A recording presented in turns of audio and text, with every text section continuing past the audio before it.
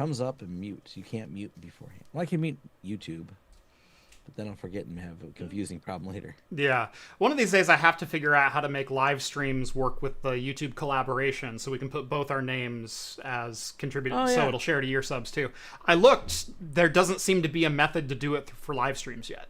Okay. So I hope they fix that. Yeah, I hope they fix that, because that would be awesome if when you're on, it shares to my audience and your audience. That would be amazing. Right? It appears as though we're at least live with your audience But now. we are live now. Yeah, getting a little behind the scenes chat there. Welcome to Talking Heads, everyone. Episode 431. A week late, but still your once-week live show for latest in beer and tech news. I'm Jeff. And I'm Tom. Welcome to the show, everyone. Thank you all so much for joining us on this Wednesday night or in podcast form over on Spotify or wherever your favorite podcasts are found. If you've never seen the show before, we talk beer, tech, Homelab, Linux, security, anything that interests us this week, and probably anything that interests you guys too, hopefully. And maybe some Morse code. And maybe some Morse code, yeah. We're gonna dive into some obscure languages tonight. Anyway, if you like the content we do here on the channel, anyone helps support us in what we do, consider joining the Patreon. Link is down in the video description. As a bonus, you'll get exclusive access to my Discord server where you can chat with myself, all the hosts from Talking Heads, and join the awesome community that hangs out over there. Oh, man. Tom, I have gone from like a month of getting my butt kicked to all of a sudden like not even being able to kick back. Oh, man. that is the worst. That is the worst. What has happened in the last 6 weeks? Has it been that long? It hasn't been that long since I've seen you, but like, you know, end of March, like, because we're in May now. I don't even know how we got to May. But yeah, in the last 6 weeks, my wife has been involved in a low-speed auto accident. We got the car to the shop and got that all repaired. While that was going on, the brakes on my Bolt EV failed, and had to get that into the shop.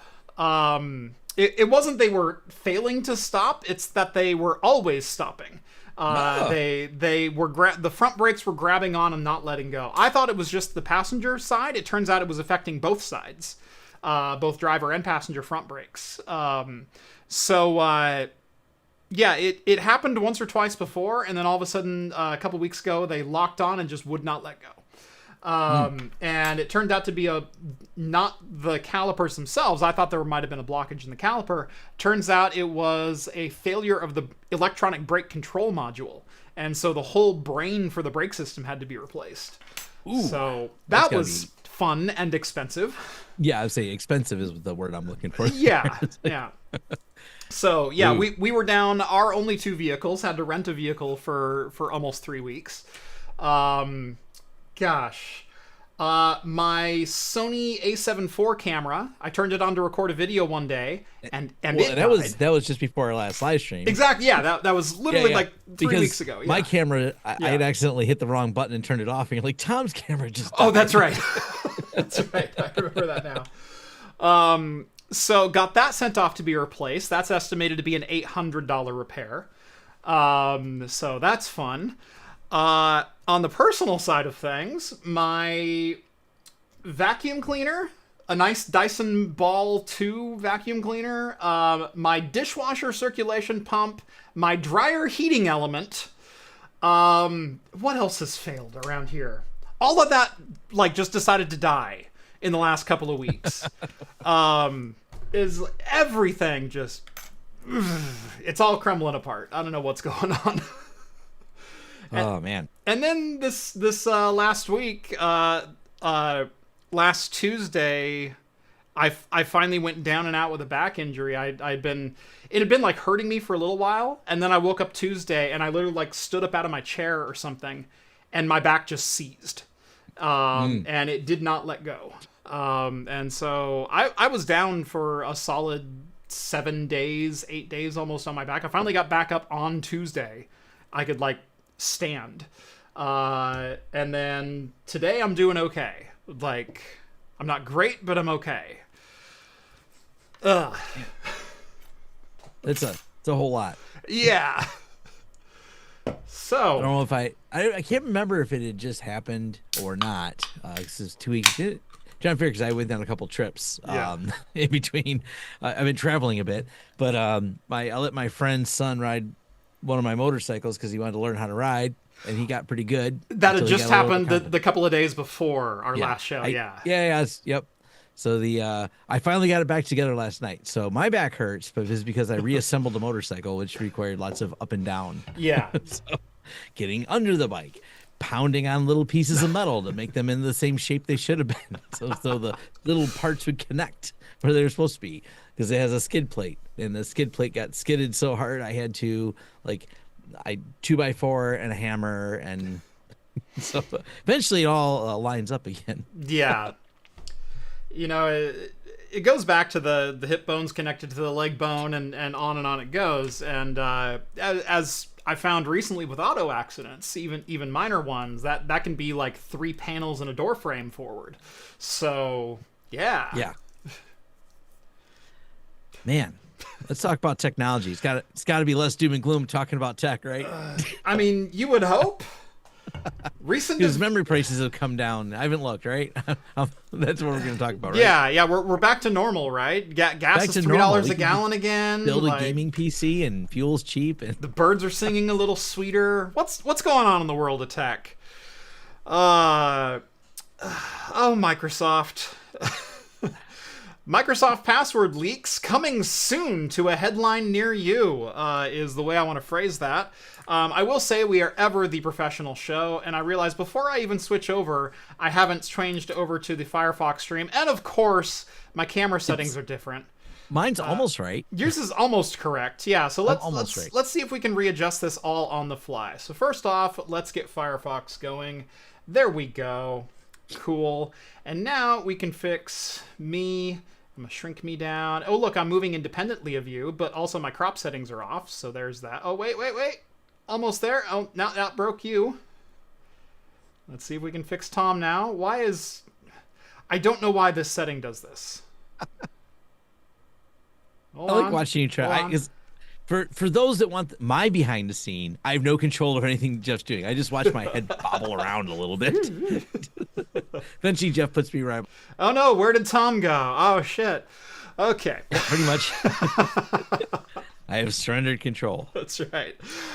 Microsoft, a security researcher on Twitter, X, formerly known as Twitter, named Tom Yoren, posted an interesting little single tweet. Just dropped this little thing that he had discovered while poking around. Microsoft Edge, when you launch Microsoft Edge, it loads all of your saved passwords, all of your saved credentials for sites. So when you click on a site and it says, hey, do you remember the login for this for next time? You click yes, and it's supposed to put it into a secure password manager, right? Well, yes, it does. But the problem is Microsoft Edge, right now, when you launch it, it loads all of your saved credentials as plain text into memory, and they just sit there as long as Edge is running. So you end up with something that looks... Oops, of course, can't go full screen. Oh, wait, yes, I can. There we go, cool. A little something like this. So, yeah, I don't know who decided this was a good idea. Why they decided this was a good idea. But when you launch Edge, it's loading every single username and password in plain text in a string right next to it. And it just sits in memory, and it's there. Seems Here's like an the issue. thing, Yeah. It's... I'm mixed on this, and there's a reason why. Yeah. They're doing it for more than they need to, but when you decrypt your password manager, it does pull it into plain text at some point. Right. Now, why they're doing it all the time, that I don't know. Mm-hmm. You know, unload a browser. Right. That's an interesting part there. That to me is the concerning part. It's not that they're able to read your passwords. At some point, decryption has to happen so it can autofill your password into the blank, and it can't do that with an encrypted string. The browser at some point is going to know what you entered as a password into that box because it has to submit that to the end site anyway. It's not that it's readable. It's that at launch, not even like clicking on the website you want to go to. It's doing it right at launch. Right. It's loading everything. That's why I mixed on it. Like, I disagree with the at launch part, but this, because someone brought this up before with all password managers, just the fact that they have it, and people are like, well, you can't. It was someone that was really trying to make a big deal, and it was all password managers store this in plain text. I'm like, well, they decrypt it, and they have to put it somewhere decrypted so they can be used at some point. There are password managers. In fact, most of the good password managers, so you think NordPass and Vault Warden and all those often run with a zero knowledge architecture. So basically, whoever's storing it. So I use NordPass for a lot of mine. What they do is they create you an AES token or certificate when you create the password manager. They encrypt your data up at the top, but then they lose the key. So they don't have it anymore. The only one who can read your passwords in plain text is you. Now, on the client side of things, it still has to be able to decrypt and pass to the browser in plain text what the password is. There is a moment in time where your password does exist in plain text. In fact, there's also a feature where you can copy to clipboard. However, there are like things that are taken or measures that are taken to prevent those passwords from leaking. If you copy to clipboard, it only copies for 60 seconds. If you wait too long, it clears it from your clipboard automatically. Clipboard clearing is definitely a good feature. Yeah. And a lot of the password managers, whether or not they have it on by default, but I think a lot of them support that. Yeah, exactly. And so it's not that it's readable, it's that it's readable the entire time without you calling the passwords. That's the problem. And I threw a link in there because I forgot to add this one to the show notes. So I threw a link in there because we're just going to switch to Chrome because that'll solve all of our problems. As soon as you click on the title, you'll see why it's a fun one too. Let's see here. And someone brought it up in the chat as well. Google Chrome silently installs 4 GB AI model on your device without your consent at a billion device scale. The climate costs are insane. Yeah. I don't know that the climate costs are truly insane by this. When we're talking about, when we're talking about... It is a lot, though. It is 4 extra gigs of AI model. It's 4 extra gigs of AI model, and if you're talking about just the download of that, you're talking about the infrastructure to get that data there, plus even devices that are only 2 watts at peak. If they take 3 minutes to install this, that's not an immeasurable amount of data when you multiply it by 4 or 1 billion users. Yep. So, I had seen some chatter about this story earlier in the day in a different context I guess it was, Vuln, right? They're very active on social media, on Twitter and Blue Sky both. They're a developer that does a whole bunch of stuff. They're the ones that made the it's the old video games that you can customize the captions in on a web page. Death Generator. Vuln is who made Death Generator. Vuln chimed in on this earlier about as an engineer, your job is usually to do more with less.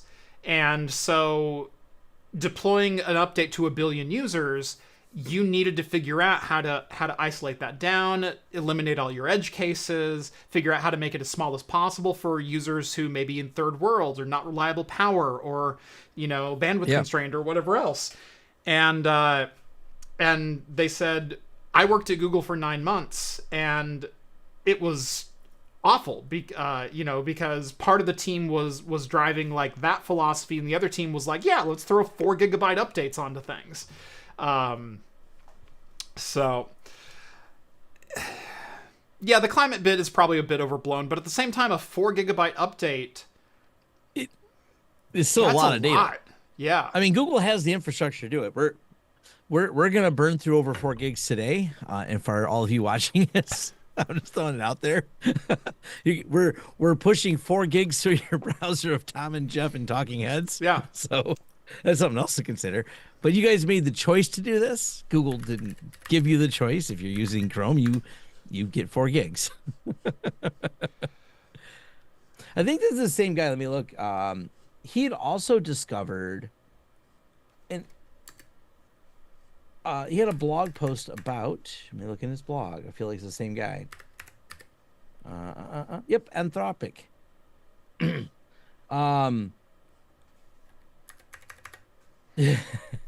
He's now got a cease and desist for his Anthropic findings.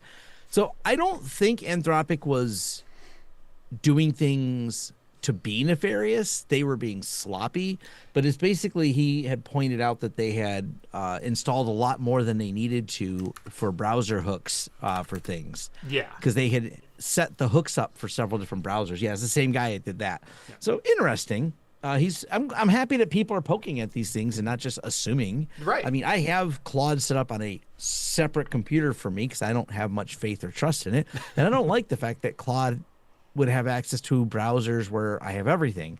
So I've given Claude access to some things I care less about. Yeah. Or I wouldn't be worried about, if I want Claude to do some social media actions, cool, log in social media. But it would not log Claude into a way where it would have high levels of session tokens to be able to change my YouTube channel in a permanent way. Right. As in, no, Claude, you can't be me. Yeah. You can be this secondary identity with lesser privileges I've set up where I've limited in scope so you won't delete a database or something. Yeah, one of the main problems with people just like giving Claude access to all their systems is they're giving Claude root access to all their systems. And they're given the same level of access that they have, and that's where you're supposed to separate identities. Every social media platform worth its salt, when you get onto like the creator side of things, have tiered management systems where you can deploy separate permissions to different users. I have that for my YouTube channel for various things. Whether it's an analytics company, whether it's a YouTube manager or an editor, or anything like that, I have different access different accounts for the YouTube page for management that can only do certain actions or only perform so many actions. Same thing with Blue Sky, same thing when I had Twitter, same thing with everything else. Not everything needs to have root access, and you would think people like us would know better. But people like us are the ones that are making this mistake by giving Claude root access to everything they own. Yeah, there was that company last week that they gave Claude access and it deleted the database and the backups and everything. Yeah. And then it admitted it did it. It said, I just didn't check and I did it. It gave the answer. They're like, oh, well, good news is we have a 3-month-old backup. Yeah. Yeah, they asked Claude, did you do that? And he goes, oh yeah, I did that. Yeah. This is, like someone said, this is what MCP servers are good for. I set up an MCP server for my WordPress, and Claude so far has done a great job of, one of the things it's learned how to do, I like to read books. When I'm done with books that I like, not all books make it, but the ones I like, I'll put them on my website as books I recommend. I can just tell it the book, and it builds the thumbnail, rearranges it, puts the little clip I told it, my thoughts on the book, and I was like, oh, this is like, that's nice. that is a nice feature. And I have backups on my WordPress on a regular basis, so even if it deleted the backups that are on WordPress are downloaded to a proper backup server. So if it ever went rogue on me, it's like I have a plan B. But so far, it's just added the books as I've requested. Nice. And fixed those pixel off problems that plagued me when you're trying to grab it. It does the screenshots and the thumbnail and everything. I just tell it. All I have to do is tell the name of the book. That's beautiful to me. Nice. Sorry, I'm laughing right now. My wife rarely texts me during the show because she knows I have a show and I'm trying to concentrate. Yeah. But she goes, I had to share this one. And I got a new PC for review today, and so I had opened the box, and it's sitting upstairs because it's going to go upstairs on our desk. And my son found the box, and he's laying in the box. Now, mind you, this is a Minis Forum G7 Pro, so the box is about this thick. And he has opened it all the way up, and he's laying halfway inside of it. Nice. How to be young and entertain ourselves with boxes. She goes, "You need the box," and I said, "No, just the stuff out of it." Mm. That kid. Yeah. Oh yeah, the people saying it's not. In this was interesting about like all the failure modes for that company that had their database deleted. They had it just poor sysadmin Yeah. job done. Yeah. Like everything was done wrong, Mm-hmm. and it's just like it was an accident waiting to happen. If it wasn't Claude, someone else there who didn't think through how to set a system up could have just as easily done this. Yeah. This could have been. We do have a couple super chats. Jay sends over a member chat. Thank you so much, member for 15 months. One bright tech spot, the new VP of Xbox who came from the AI group has said they're pulling Copilot out of the platform entirely. I've actually been surprised by the first couple of moves because I don't know if you followed this transition, but Phil Spencer left and then they brought in, what was her name? Yeah, I forgot her name, but there seemed to be a lot of questions of whether or not she was the right person. I seen all the controversy. I'm like, I'll let it shake out later and I'll read about it. Asha Sharma. She took over in February 2026. And she came from basically the hedge fund marketing side of things. Not a gamer, but very pro AI. And we're like, oh gosh, what are they doing to Xbox? Like, this sounds like totally the wrong fit. You know, Phil Spencer, love him or hate him, he did a lot of good things. He's the reason that you have Xbox Game Pass that is also works on PC.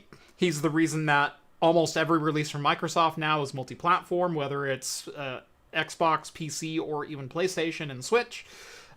He's the reason we have cross compatibility, so you can play, you know, Xbox multiplayer with PC gamers. He's done a lot. He's done a lot of good things. The Activision takeover, I wish they wouldn't have done that. Like, you know, there's things that he did that I disagree with, but at the same time, if he works for me and I'm a corporation and he did those moves, I'm also probably pretty happy. So yeah. Yeah. But you go from like a lot of positive news and positive movement with Phil to someone who came from basically like financial corporate takeover people and AI.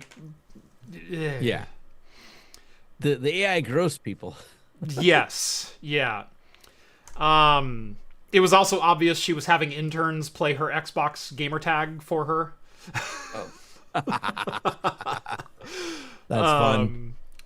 Yeah, but the first couple of moves I'm not disappointed with. You know, pulling Copilot out of Xbox, sweet. I think I hit the final straw today with Google Docs. I'm going to migrate away from Google Docs as my doc platform because I have pulled Gemini in about 70 different forms out of Google. I disallow it entirely in the Google admin pages for the entire workspace.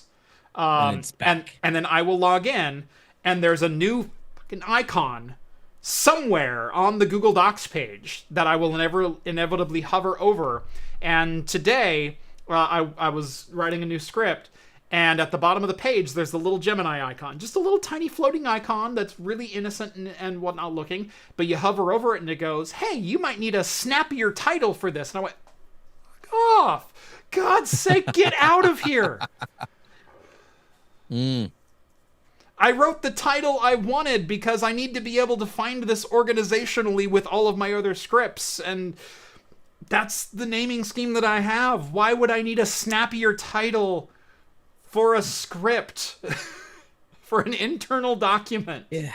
It's so, I don't know. It has weird ways that it's like, all I really want to spell check and maybe check my grammar because, you know, I'm not great at that. Yeah, So, yeah.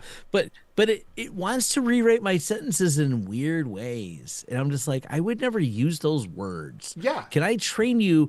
Like, I have lot of emails I send. Can you just go read those and figure out this guy writes like that? Yeah. That'd be great.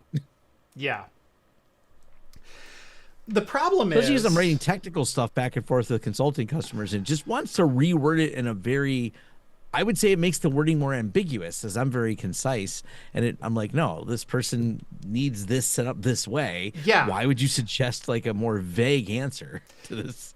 Right, exactly. And when I write words, I'm a big proponent of words have meaning. That's one of my favorite phrases. And I'm using specific words for probably specific reasons in a lot of cases. It might not seem like it, but... I will refer to a product by multiple names within a video, also when typing it out. And that's for SEO reasons. I don't want Xbox written 5 times. I want the Xbox Series 1S or other Googleable terms that aren't necessarily the proper name of the name that someone might be searching for of that, whatever I'm talking about. When I'm writing a script... if I want you on the same page as me, I will refer to a technology by its exact proper name.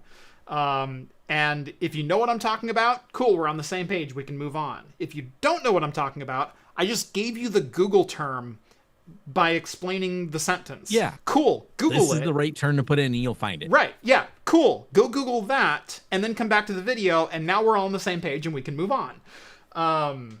And... people ask all the time, can AI make like my workflow faster? No, it slows me down. 70% of the emails that I deal with are cold calls, are cold emails looking for, business interactions or, review this product or anything like that.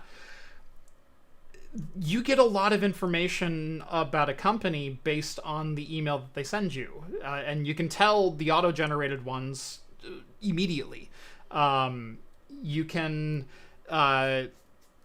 make judgments about things immediately by the language that's used, assuming they're US, assuming they're same culture as me.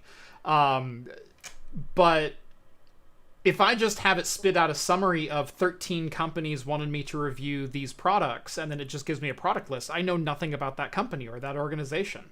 And... a lot of times they're asking for reviews about things that don't exist yet. And so it'll make up specs of items if I have it summarize my emails. It'll say the latest Intel processors, which are 14th generation. It's like, no, there's a new one coming out that you're not privy to yet. So it hallucinates, it makes things up, and it doesn't give me a feel for the actual communication. And that's something that's needed. For writing scripts, I write scripts with very specific wording. No, it can't replace me. No, and you know what I wish it was good at? Thumbnails. It is trash at that. Every now and then, as I have my Claude connected to Canva, every now and then it picks a winner, but most time... I actually told that today. I was telling him to pick a thumbnail for today's thing. I'm like, these are all trash. It's the only thing I can say. Give me 3 more. Yeah. Okay, 3 more. And I'm like, these are worse than the first 3 is my next reply. Yeah. Would you like me? No, just stop. We're going to burn a lot of tokens here. I'm just going to get mad. I'm just going to go build me a thumbnail for this. I don't know how it's so bad at those. It knows how to create ugly generic ones. Or like that one guy that keeps copying our friend Jeff Geerling. I don't know if you've been following that saga. I have not. What's that about? Jeff Geerling's thumbnails do well. So the guy, what he does is he grabs he has a tutorial. He was teaching how to do this. And Jeff found him because he's using Jeff's thumbnails. Yeah. So he's those people kind of like the, I don't know, AI grifter people, I kind of call them, that are always making a bunch of YouTube content. Their YouTube content is about how to make easy content. Yeah. And buy my class for making easy content. Yeah. But he grabs Jeff's thumbnail, and Jeff's in the thumbnail holding a Raspberry Pi or whatever it was. Yeah. And all he does is have AI face swap, so his face is on it. And then swaps out the Raspberry Pi to be whatever the product is. So that's the same thumbnail. You've just swapped the 2 things, but still Jeff Geerling's background, like his studio background. Yeah. And it was just like, but it does that okay, because you're like, just give me this thumbnail with my face on it, and He used a couple other YouTubers as well, and I'm just like, this is really cringe. But then again, I noticed people are doing this, and well, there was the company about a year ago that actually voice cloned Jeff. And put him as reading tutorials for their videos. I don't remember who that was, but yeah, there was a company that did that to him as well. It was one of the companies. God, they sold some Raspberry Pi accessories, and they actually was it Elecro? Was it? I think it was, yeah, Elcro. Yeah. I think I think it was the company, yeah. But they actually took them down. They apologized. They just thought it was okay. I mean, this is one of those weird things. I think it's a little bit of a culture clash. Yes. Because we have rights around those things, and they don't have a concept. They not only not have it, they're like, what do you mean I can't just clone that guy who likes my products and has videos? Yeah. And can't make as many videos as like, we just cloned them because you can, right? No, right. I don't think they're really malicious. I think they just don't know. Correct. Yeah. We have protections and litigation, both civil and criminal in some cases, that protect our likenesses. I don't have to submit every video that I film for patent or copyright. It is inherently copyrighted when I publish it. So they do have some things with IP protections, but they're in China, you have to go through processes to protect those rights. And even then, it's dubious at best. They're not by default. Right, exactly. Whereas my likeness cannot be cloned legally. I can civilly sue you. We can, but we shouldn't. Right. But yeah, it's really they just don't have that cultural idea that taking an image that someone else has created and modifying it in some way is not allowed or not okay. There's YouTube Studio doing its thing. Gosh. Oh, is it crashing on you? Crashing on me again. Google finally acknowledged that there might be a memory leak in just maybe in some of their YouTube products. They didn't mention Studio by name, but as soon as it came up, I'm like, could have told you that a year ago. Cool, and we're back. All right, chat's back. Hopefully. Yep, there we go. Okay, we're all good. I did have a laugh. I was using StreamYard, and I accidentally forgot to change it to do 1080. And now I go back and forth between OBS and StreamYard. Depends on when I feel like messing with OBS and having Jeff problems like Jeff does. But eventually, I'm going to get all this fixed again. Like, it was working great, and then we did all this new background, and I redid all of my templates, and then a couple of templates have glitches with them, and I'm still trying to work through them. But I'm glad there was some follow-up of this person. I forgot to screenshot his comment because it was stupid. I can't believe a guy who likes open source would use StreamYard. And, of course, Smartass comes out. I think I said, when do you find out I use YouTube? I mean, I'm like, I don't get it. Like, I'm posting on YouTube. Who cares if I'm using some other third-party service? I mean, I kind of don't get, like, I try to be and use as much open source as I think is reasonable, because at some point, I have surrendered and bowed to the superiority of Macintosh for video editing. I still have my Linux computers, my Linux laptop, but when it came to video editing, and me and you, this is a discussion we had months ago, man. Yeah. You're like, I'm just done in the PC world, and I was doing it PC Linux world, and it's just... the pain, and no one cared. Yeah. No one's like, but Tom, we loved when you suffered to make this video. Right. I was actually thinking about this exact concept earlier today. I was just walking around the house doing some chores that, catching up on things after 8 days of bed rest. And I just had this thought about the open source community, about, like, look, I'm an advocate for open source. I'm not a coder, but I can certainly report bugs, and that is as much contribution as I'm happy to make. And as long as people do that, cool, the open source community can thrive and whatnot. But I had a thought, and I'm trying to remember which software package it was. gosh. I had it and I lost it. There was a software package that was free and then later became paid. Min.io or something like that. Yeah. The S3 storage one? That's been a real controversial Yeah. one. There's been a few others, but that one comes to mind in our space. So there are projects that have gone from free to paid or been taken over by corporations or anything like that, and there's always this huge uproar. But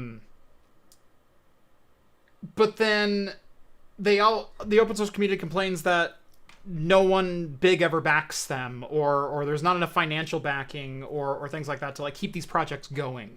It's like, you got $1 billion donor and you're turning them down at the door because you're afraid they might make money with their investment. Like, what's the logic with that? Yeah, it's such a delicate balance of keeping things open source, being able to monetize it in some way. It's not an easy answer, as I tell people. As I've worked with people who have open source, and I work with the folks over at XCP&G, and they have a really hard time. They're doing well, and they're able to have a good staff and a good company, but man, people get on them about the fact that they don't, of the way they deliver their open source, and you have to build it yourself instead of providing a complete build, which is a different philosophy versus Proxmox. And I don't know what the right answer is, because Oliver of XCP&G says, yeah, if we didn't do it this way, we wouldn't have the income to build and be able to do the things we're doing. Proxmox, on the other hand, I didn't know this, but someone pointed this out in Reddit, our sysadmin last week. Proxmox's financials are public because that's the way the government works there. All the people have, you can go through, so someone to link to them, and I think they did 50 million last year. Yeah. So not bad.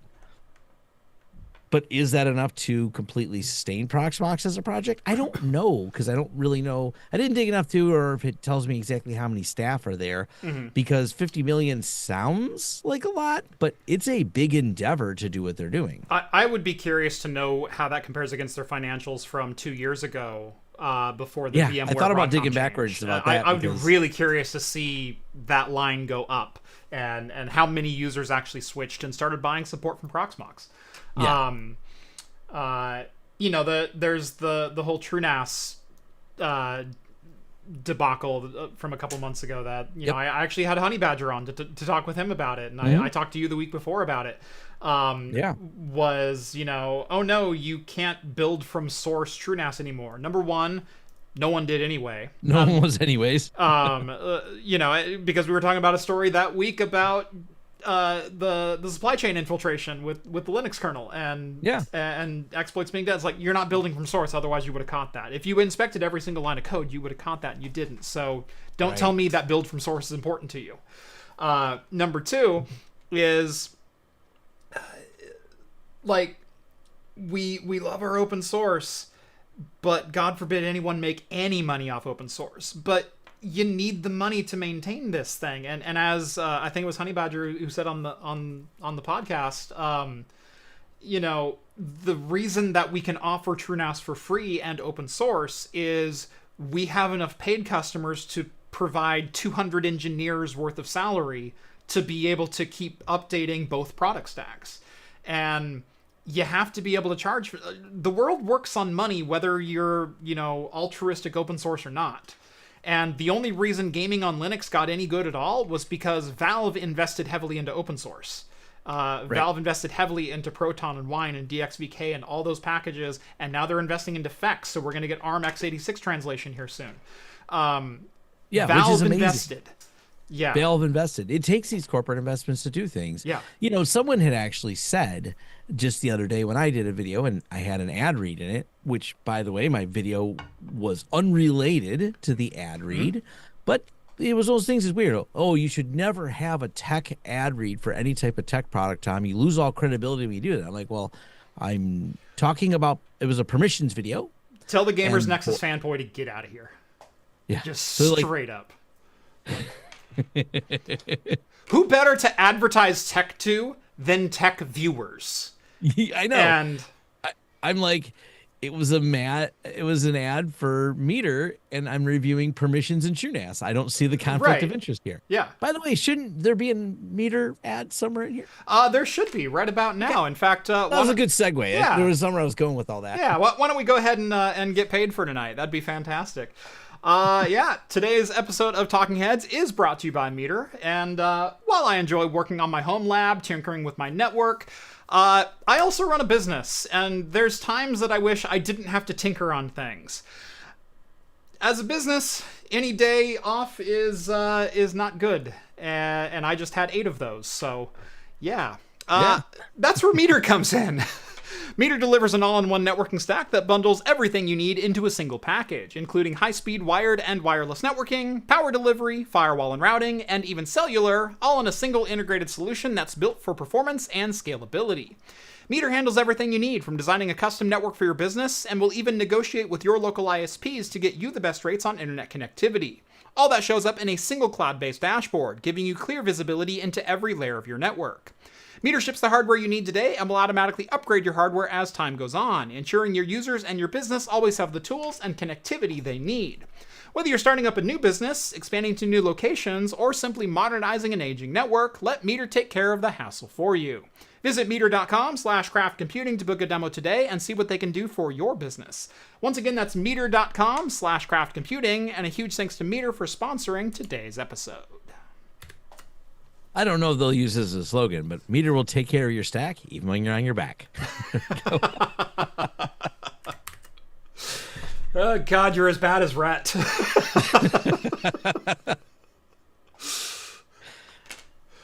I will do an ad. Who doesn't like some play on words and puns? That's what we're here for. I will do an ad read, and he'll come out the other side going, with Meter, there's no need to fear her.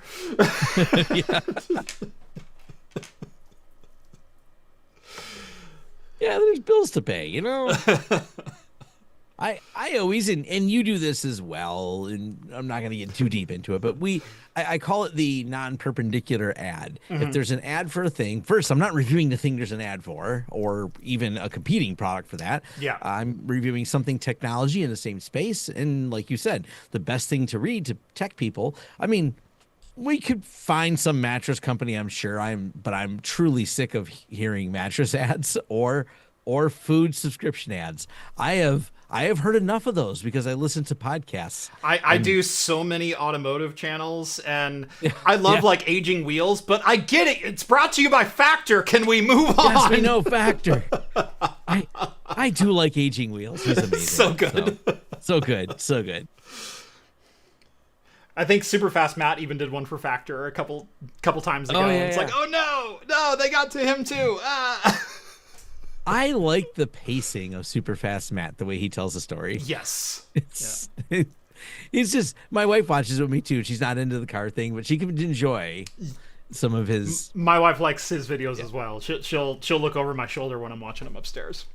Yeah, he's got such a fun cadence, and yeah. It's like when he was doing the engine one, is like, and if you want to do this twice, go ahead and put it together wrong type of, like, that's his shtick. Or you can do what I did, put it together wrong and get to do it twice. Yeah.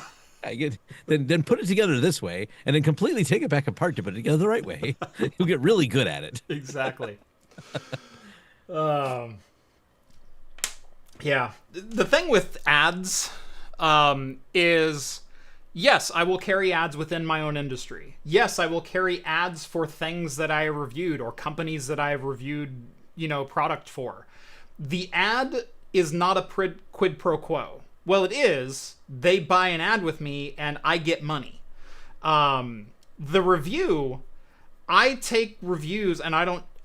I will accept hardware for reviews, but I will not accept money for reviews. Right. As soon as there's money, there's influence, and as soon as there's any kind of review process with the manufacturer that you're talking to, then you start to compromise some journalistic integrity.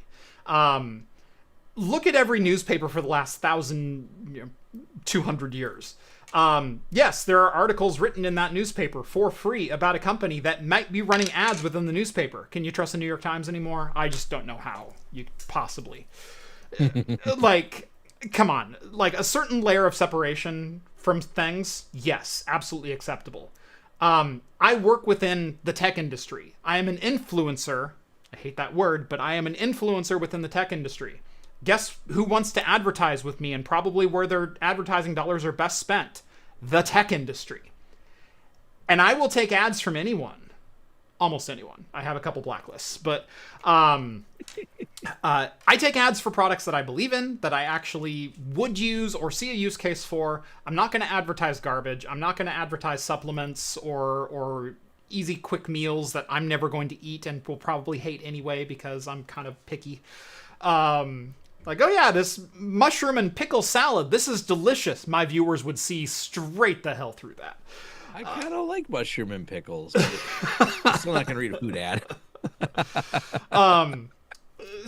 I've had mattress companies reach out and say, hey, would you be interested in doing a mattress? And I went, I bought a Purple 3. I bought, with my own money, a Purple 3 when we moved into our new house. And I will be dead in the cold ground if I'm going to swap that out just to do a review. That is a heavy as hell mattress. You have no idea. And I'm happy with the Purple 3. If I wasn't happy with it, maybe I'd take another mattress and, you know, I'd take a Casper bed or whoever the hell else and see how that worked. But I don't want to move my mattress just to get paid. Like, money's got to come from somewhere. Yeah. Speaking of that, there are some things I do for free, and I did post a video today because I was ranting a bit. But I had a call to action that wasn't a rant. It was basically the thing I brought up before of more people should be using forums as opposed to Reddit and whatever other place. And also, Discord is a wonderful place to have a good community and conversation. Discord is not a forum, so no matter how much it tries to be. But I was thinking about this, just the big picture problems are going to start facing as less people post in forums. We're going to run dry of LLM answers because the LLM is well trained on many of these forum answers that give you the resources you need. And I think it's going to eventually kind of come back to bite us a little bit if we don't keep posting more in all these individual forums that get consumed, because as we learn and build new things, and I, shout it out for Wendell because Level 1 Text Forums is very active with a big community there. Yep. And they were even, the article, when I went there to even pull it up as an example, and I just started thinking about the topic of today, I'm like, I just wanted to rant about this. It's not like a really scripted video. It's pretty short. But the top thing that was on Wendell's forums is someone talking about how Reddit's become very aggressive if you try to visit their website using a mobile browser. Yeah. It really bugs you to install the app. Yep. And apparently, if you keep denying it too many times, someone said they got blocked or something. There's like Reddit's like, no, you really need another app on your phone. You're like, no, I don't want another app on my phone. I just want to view this thing that referenced Reddit, and now I can't find it. Yeah, that's been pretty disappointing. Now, I will say I was a Reddit app user. I was actually an Alien Blue user. And before Reddit destroyed third-party apps, I can't remember which one I was using. I can't remember the name of it now. It's been so long, it's now out of my head. Right. But Alien Blue was another one that was really popular. Yeah. I used whatever the competitor was of Alien Blue. It was like the second most popular one. Yeah, exactly. Someone will throw it in the comments here. Yeah. But yeah, I don't know if this is possibly to keep as like some kind of scrape protection, because we know a lot of AI have scraped from Reddit directly for answers, because you see the same wrong answers on Reddit as you do on a lot of LLMs for questions. Oh yeah.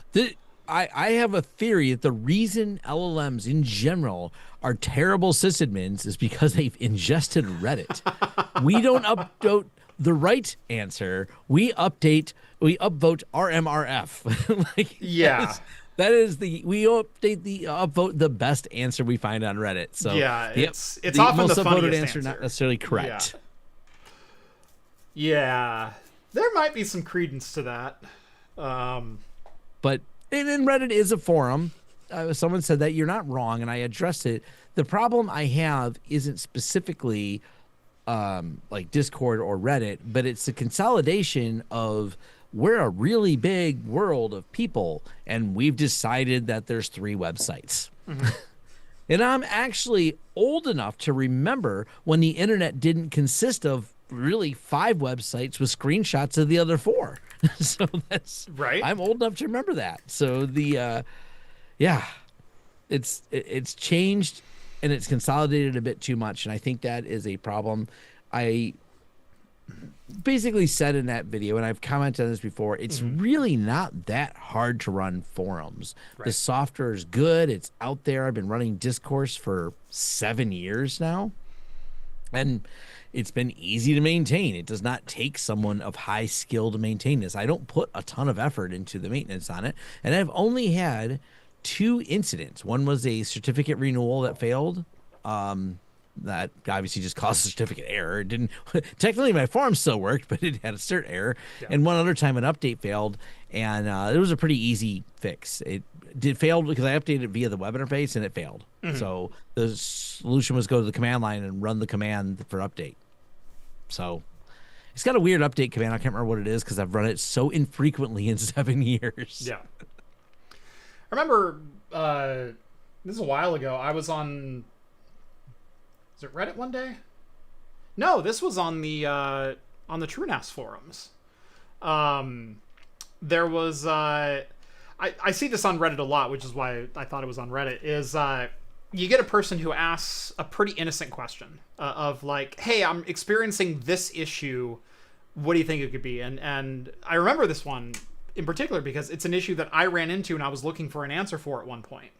And they said, "I'm getting." I make the USB key for the installer and I put it into the PC and I select USB for boot and it tries to boot for the USB, and then I get like this gobbledygook of an error message, and then it like either hangs right there or it will reboot the PC and just is crashing on boot on the installer.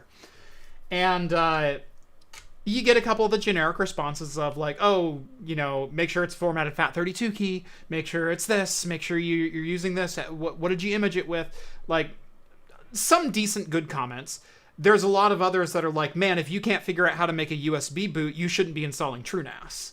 There were a lot of really, really degrading comments on there. Like 2 legitimate attempts at an answer and 45 you're an idiot, why are you trying this? You obviously don't know what you're doing. To which I ran into this exact issue, this exact error message. That's how I landed on this forum page. And as it turns out, at the time, if you had Secure Boot enabled and you were coming off a Windows machine, it would glitch the Secure Boot and it would give you this error message. And so if you already had like a key established on that PC, it would error out the TrueNAS installer.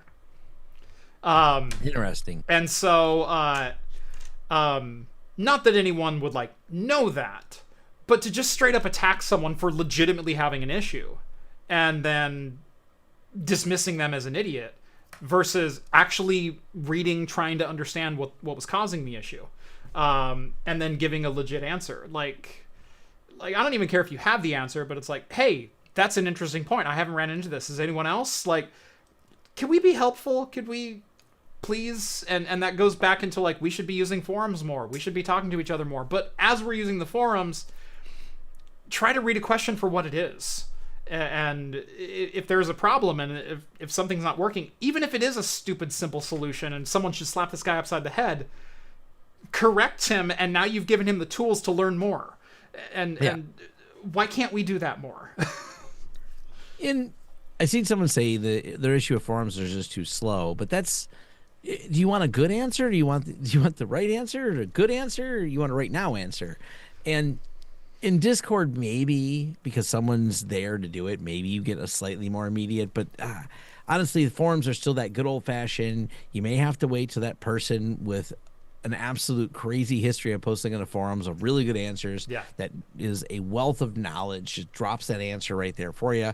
They're not on all day. They're on between 6 p.m. and 9 p.m. They go and answer all their forum questions, whatever their schedule is, every 24 to 48 hours.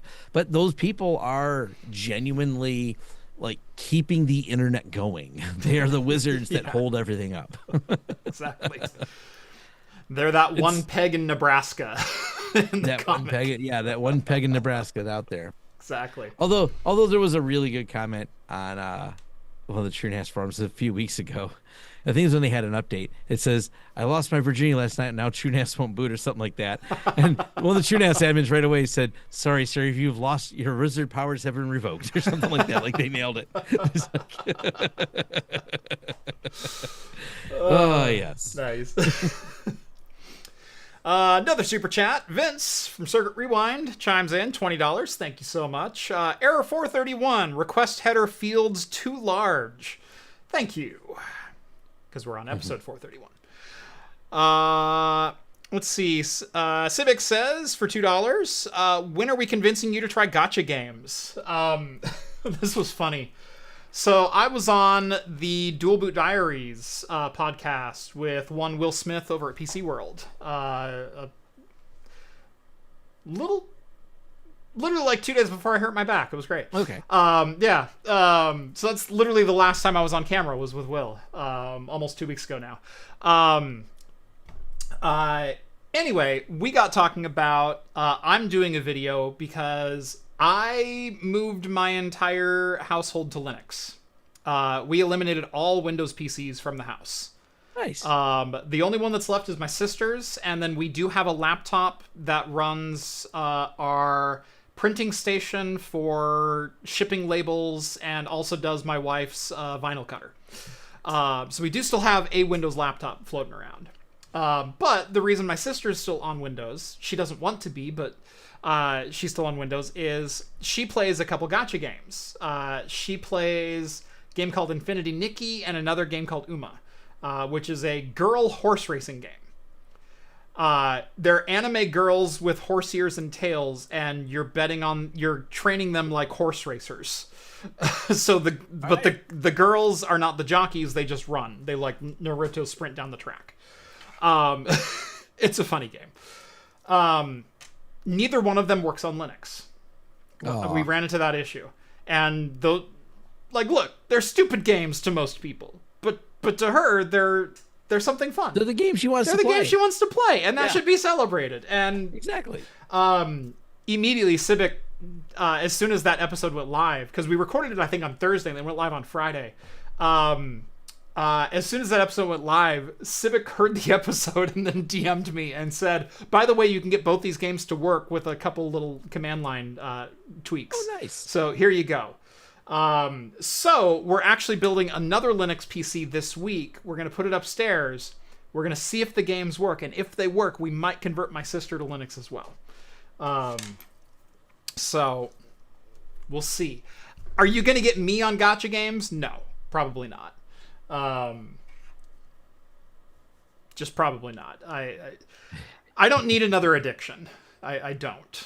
I've got my vices. That's cool. I have discovered a new game all on my own that I've put like 20 hours into in the last week. So what game's that? It's a game that came out a couple of years ago called Dinkum. The best parts of Animal Crossing and Stardew Valley kind of mesh together. So it's a very Animal Crossing like theme. You have a personal island that you land on, and you're trying to build up a town and a city, and so you're trying to, it's part survival game, so you have to eat food, you only have so much energy, you have health, there's things that want to attack you sometimes, you can build a farm, you can hunt animals, you can raise chickens, you can build buildings, you can do all this other things, there's social and relationship stuff that you have to do, but unlike Animal Crossing, there's also like hunting and a whole and getting into the Stardew Valley. In Animal Crossing. Yeah, getting into the Stardew Valley side of things, there's like cave exploring and spelunking but there's also vehicles and infrastructure and automation that you can do. So cool. It's hooked me pretty well. It's only $20, so if anyone's a fan of like the Animal Crossing style games, and it's also partially multiplayer, just like both Animal Crossing and Stardew. You can visit other people's islands and then work on their islands for them. Cool. And also like help them get perks, and they can help you get perks, and you can trade items and things like that. So me and my wife have both been playing it, and it's a lot of fun. And in fact, one of my kids who hasn't really been that into video games has been looking over my shoulder going, I kind of want that. And she's got a Steam Deck, so I think we're going to put it on hers and get a third player and really get going on it. But yeah, Dinkum, Dinkum. And it's set in the Australian outback, so it's fantastic. So there's like kangaroos and dingoes running around. I oddly, because it was on sale for just a couple bucks, and I was just looking through games at the Switch. I bought a game that's been around for a minute. It's called Gris, Gris, and feel free to Google it. You're playing artwork. It's probably the way I would describe. Like, it is some of the most like watercolor, hand drawn looking, very interesting art. It's a very relaxing puzzle game. Nice, because you run back and forth and you do things that are very simple in the game. Yeah, with a really elegant music that does it as well. The puzzles are not obvious until they are type of puzzles. Like, you keep walking back and forth, like I can't figure out where to go, and all of a sudden you're realizing one little thing is moving over here. When you walk by, you're like, oh, I should do something with that. But it's one of those really simple, relaxing games. I'm like, I can just sit and play this for a little while. So yeah, and for $2.99, nice. I will play. I've well got my $2.99 out of it, because once you play it, you beat it. But it had a neat feature that made me laugh a little bit here. I was figuring out, because you start out with only the ability to basically run and jump. Mm-hmm. So as you gain abilities, as you go through and progress, the other buttons have other features that you can do to help you defeat things. So I go modify controls. I'm like, what are the future abilities I get?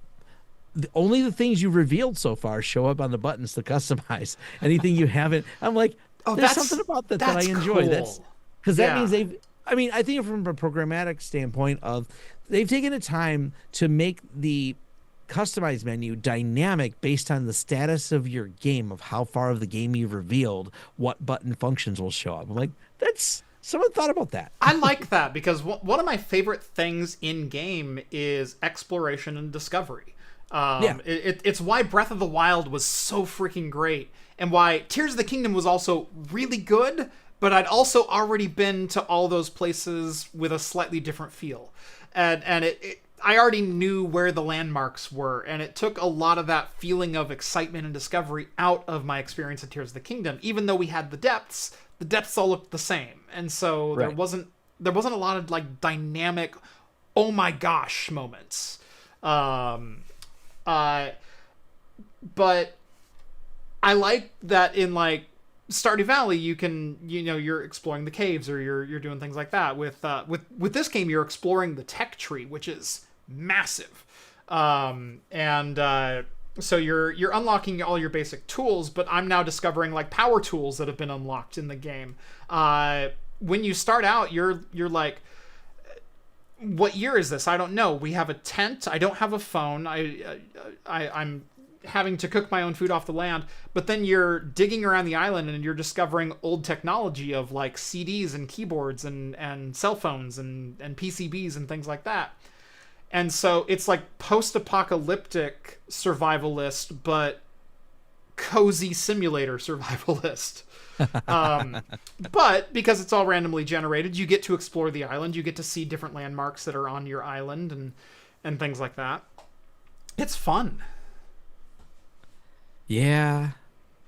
Well, you have a super chat. Let's do that. And someone did ask if we're going to cover Copyfail. Yes. We have not covered Copyfail yet, but hey, maybe we'll do that next. Jay sends over $5. Thank you. But at what point in Dinkum do you get to spam nukes the size of the entire island? Hashtag Crab Champions. Yeah. I haven't seen nukes yet, although I did unlock bombs a little while ago, and I now have a jet ski. So jet skis. Yeah. Not in Crab Champions. In Dinkum, I have a jet ski now. Oh, okay. But a lot of my income is based on fishing, and so having a jet ski to go out and get some bigger, rarer fish, that's been a value add. And so I've increased my income, and now I can buy more expensive things. And that's been a lot of fun to progress down the tech tree and see where it goes. And my wife is progressing down a different tech tree than I am, and so she's unlocked a couple things that I haven't yet. And so she's like, I only have $10,000. And I'm like, well, I made 500,000 fishing and I have a jet ski. She's like, well, I have like an iron pickaxe or a jackhammer that'll break stones in like a second. And I'm like, that's not fair.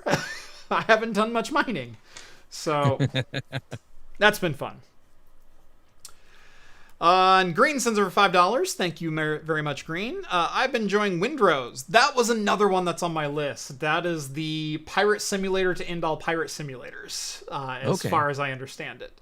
Very similar survivalist city creation aspects to it. But think like... gosh, what was the Microsoft pirate game?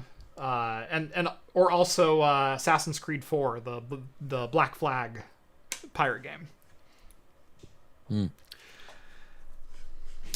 Sword musket combat, building a port city, ship to ship fights, hunting, forging, crafting, fun stuff. Yeah, like it's exactly the kind of game that calls me. It scratches a very particular itch.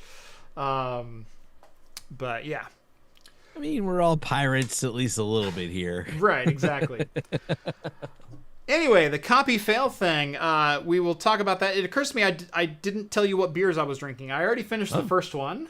This is the Breakside Pilsner, local Pilsner. I hadn't seen this in a tall boy can. I was kind of excited, so I got this like for the Winnebago on it. Yeah. Yeah, I picked this up for like $2.50, 5.2%. You don't see craft Pilsners that often. I got excited. That was a good one. And then I haven't had this one, thinking about it in years, although I talk about it all the time. Ninkasi's Dawn of the Red. It is a West Coast red IPA, so it's half red ale, half IPA. I don't think I've had one of those. It is so good. If you like British-style red ales, this is that mixed with like West Coast hops. Okay. I do. I have not tried. I get to be too much a creature of habit and get my dogfish head all the time and my Guinness, and I got to break out of the habit. A friend brought this one over. I had not heard of this. Rittenhouse 100 is such a good bottle. That is one of my go-to house. Bottle. Yeah, it's like $26, $27, something like that. I can't believe how smooth this is. Yeah. I appreciate it enough, and is a friend of mine. First time he had actually been to my house. People I meet online, stuff like that. But he lives in the area, and so I invited him over, and he brought me that. I was like, "This is really good." And he said, "Oh, he's going over how he was. He does whiskey tastings all the time, and blah blah." And I was like, "Do you like Pappy's?" He goes, "Oh, I love it." And I had a shot left. Nice. And I gave him the last of my Pappies. I said, "This is my thank you for that." He goes, "That doesn't really match." I was like, "Dude, trust me. I don't know what to do with one shot of Pappies. I usually share it with a friend. Here you are. I'm going to have this. You can have my last shot of my Pappies." That was given to me by a client. It's way more money. I probably won't buy. I never did buy the bottle because it was given to me. Because it's $2,000 bottle. And so I was just like, you can have that last little shot in here, and then I can just put it on the shelf. So we bonded over this, as I'm like, I really enjoy that you have introduced me to something that is inexpensive and very good. No, as far as like a rye, it is everything that I like. I love distilling. I love rye. Yeah, I love rye anyway. Rye is my favorite spirit. Rye and gin. But one of my favorite things that I did, and this was a long time ago when I was learning how to make cocktails and learning what I liked and things like that, is I would go out and I'd buy like a $60 bottle of bourbon or a bottle of rye or gin or whatever else. And I'd go, okay, if that's the benchmark for what a really good one tastes like, because above the $50 mark, there's a lot of diminishing returns, especially once you get above 100. And so I went out and I bought like, this is like quintessentially the best $50 bottle of bourbon that you can buy. What does it taste like? Why does it taste that way? What do I like about it? What don't I like about it? And then I would buy a $35 bottle. And then I'd buy a $25 bottle. And then a $20 bottle. And then a $15 bottle. And then a $12 bottle. And then I'd go, oh crap, that was too far. Let me go back to the 15, 18 range. What did I like in there? Yeah. And that's how I learned to taste spirits. Was I started on really good ones and then slowly built up my tolerance for the worst ones. But you discover a lot of really cool things going through that process. And things like that are like the Rittenhouse 100.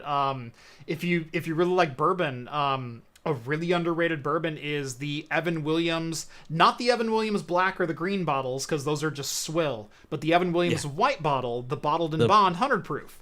The plastic bottles of Evans you talking about? Yeah. Don't go there. But if you see the bottled in bond, it's the white bottle. It's 100 proof. It is a fantastic bourbon. It's better than Jack and Jim and all the other ones that are sitting in that price range. It's about $17-18. It's good straight. It's good on ice. It's good in cocktails. It has all the essential notes of bourbon that you would want for $18. And that's what I like to do. That's what I like to find. And Rittenhouse is kind of my benchmark for that rye, or for a rye bottle. That's what usually goes on my shelf. Copyfail. Copyfail. Yeah, I read this one flat on my back. So. Well, it put a lot of people flat on their back. Yes, it did. Let me just read you the Ars Technica headline, and this should put it into perspective. The most severe Linux threat to Surface in years catches the world flat-footed. Yep. Yeah. And it's interesting. It was AI discovered. The problem I have, and I feel like we're going back to a less sophisticated time in technology. We're companies are just researching, dropping O-Day, and everyone's trying to race to ahead on it. It was not coordinated very well or well at all. And so this is why it really caught a lot of people off guard. The publication should have worked with the kernel teams and the distributions and etc., all the adults in the room. But this was not adults in the room. This was a panic moment. They found something that was lurking around for quite a number of years. Now, it is a privilege escalation. You have to have a non-root account, and this elevates you. If I'm not mistaken, it's 732 bytes or something like that. Yeah. It is an incredibly small amount of code that elevates you to that. Now, it's obviously something you have to fix, but it's a little bit less hair on fire for probably a lot of the Homelab community and that us watching, because hopefully it's just us on our system and we don't have lesser privileged people having shell accounts. Right. And even in hosting environments, the hosting environments are generally isolated, so they give people a VM that they control. Yeah. And maybe that person delegates out. But where I think this is actually going to have a really long tail and be good for the Homelab community is all those things we were trying to jailbreak. We might have found another method. Ooh. I think that's going to be another like side effect of this. I hadn't even considered that. Yeah, like, hey, can we just copy fail this to remove the function problem that we're running You have a into? Linux router that you've never been able to root? You have an Android phone that's given you the grief? Yeah. Oh, man. I had not even thought about the white hat aspects about that. Yeah. I see some saying, oh yeah, there is I feel stupid now that I didn't think of that. there is isolation with Docker images because it runs its own. It's not that I know of. It's not an escape from a LXC container, Docker container. It's not a container kernel level escape. It is user doesn't have root. User runs this, gets root. Yeah. That's different. You're technically, well, it depends on how the Docker image is set up, but you're already kind of root, but you're locked into that container with Docker, LXC. Yeah, you're locked into your sandbox. Right. Those are different. Matter of fact, if you notice in Proxmox, you get root by default unless you've changed it. Yeah. But that doesn't give you root on the Proxmox host. You have root in that LXC container. Yeah. Which is just how Proxmox runs anyway, is the default user creation is root, and that's what most people just use. So it's, yeah. Okay, so someone said, and I didn't read this, that there's a version that can break out of containers, which would be interesting. Yeah. But assuming they're patching all the, people are patching their kernels properly, it's a non-issue. Yeah. So yeah, has been patched in the upcoming 7 kernel, as well as 6.19, 6.18, 6.12, 6.6, 6.1, 6.15, and 6.10. Or excuse me, 5.15 and 5.10. So they have gone back a considerable distance and issued kernel level patches. These can be applied to local devices without like an upgrade path or anything like that. It's just a new kernel. And even then, it's just a couple of lines of code that I guess is able to patch this. But there's likely a large number of devices that are not going to receive patches, that are outside of any kind of scape for support.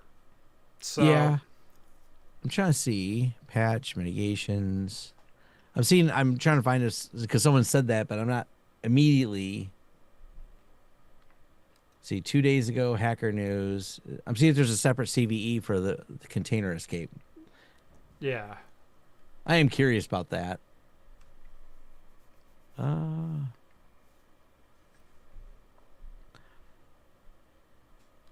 Copyfail versus rootless containers on May 4th. So this was published 2 days ago.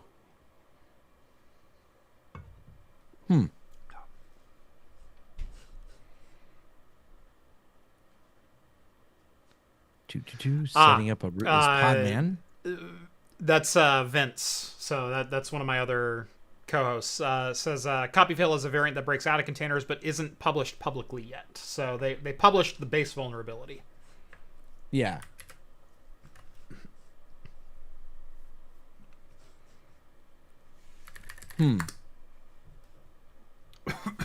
This person doing it's an interesting write-up by a research company that it still just stays root in the container, but we'll see. I don't know. I just did a quick Google search. I did not read in depth on it, but we'll find out in a few days. Yeah.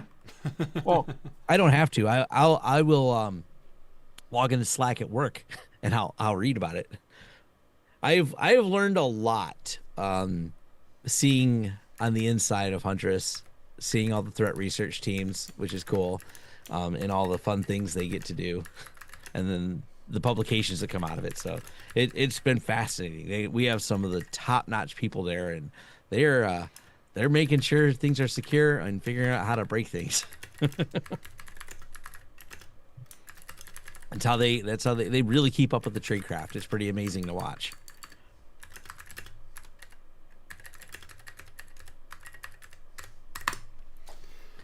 What was the other news article we had? I think we had... Yeah, we had a couple. This one was kind of interesting. If we've all been waiting for another player to enter the GPU space, is Chinese GPU maker Linsuan Tech, I believe is how you pronounce that, becomes only the 4th GPU manufacturer ever to earn Microsoft WHQL certification. The LXG 7G100 GPU joins NVIDIA, AMD, and Intel as the only manufacturers to ever get across the Windows hardware qualification program. They are now integrated into essentially Windows kernel. When you download or when you install Windows, the latest version of Windows, this will be included in the update package. You can slap a card in there and it'll just install the drivers. Yeah. That's a big deal. I was fringely aware of this card's existence, but the more I've been reading about it this week, the more interested I kind of am. Based on 6 nanometer tech, so not exactly bleeding edge, but not exactly ancient either. And I guess performance in games is somewhere around an RTX 4060. No, it's not terrible. That's pretty reasonable. I mean, 6 nanometer too, so... Right. So I wonder how, performance efficient this is, power to performance, whatever. But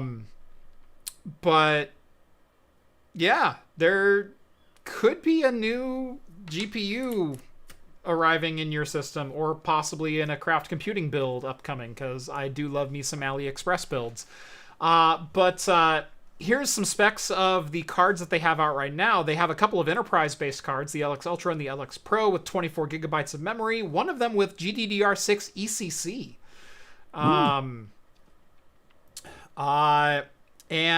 But here's the LX7G100, 12 gigs of RAM, GDDR6 memory, up to 8K display support. Will support up to 3 monitors, I believe, is what it said.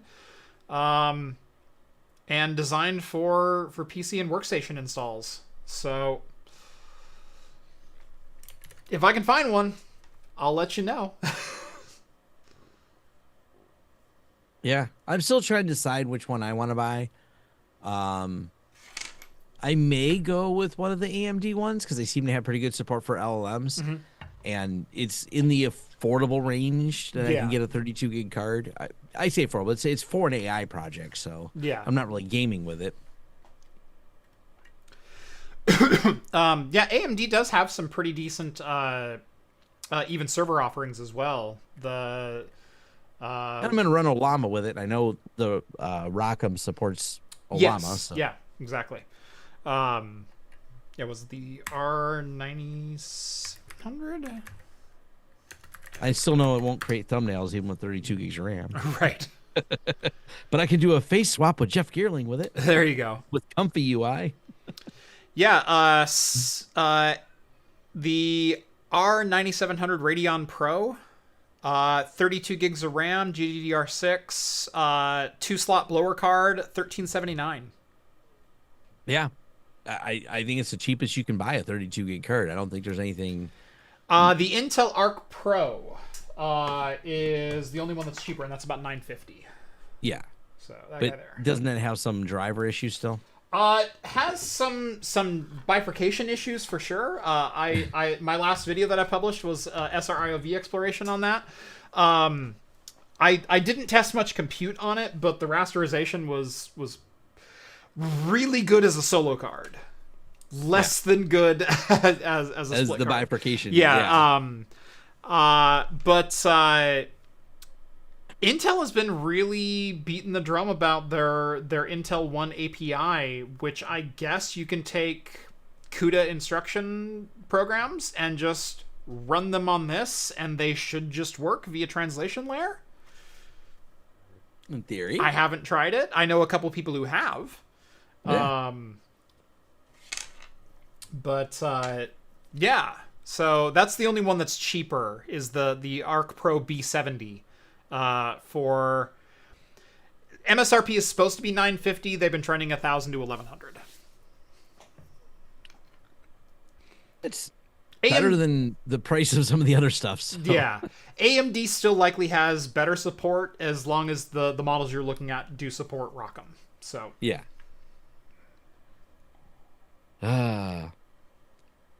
Should we talk about the Morse code thing?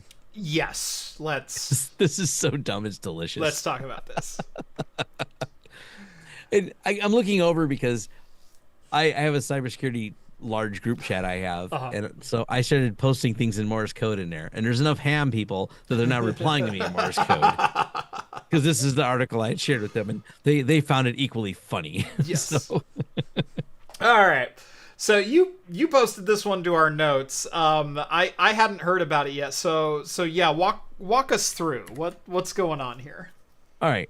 First, I will admit, whenever Web3 is involved, something dumb is happening. Yes. And so apparently, whatever Bankrbot is, it can be controlled somehow through Twitter/X, which led to someone taking control over it to steal tokens. If you scroll down a little bit, the description is just right there. I think just down a little, and it's a description that says, a little bit further. It says, yes, a user on X just managed to trick Grok and Bankrbot into sending about $200,000 in free tokens. The message bypassed the AI safety, was written in Morse code, making it easily readable to the bots, which is great. We just went to Morse code. Now, first, don't build a banking app that works with X. That's stupid, because this could happen. But the fact that there is any controls in Grok surprised me, but then they were bypassed with Morse code, and it made me happy. And it just said, this is fun. This is fun.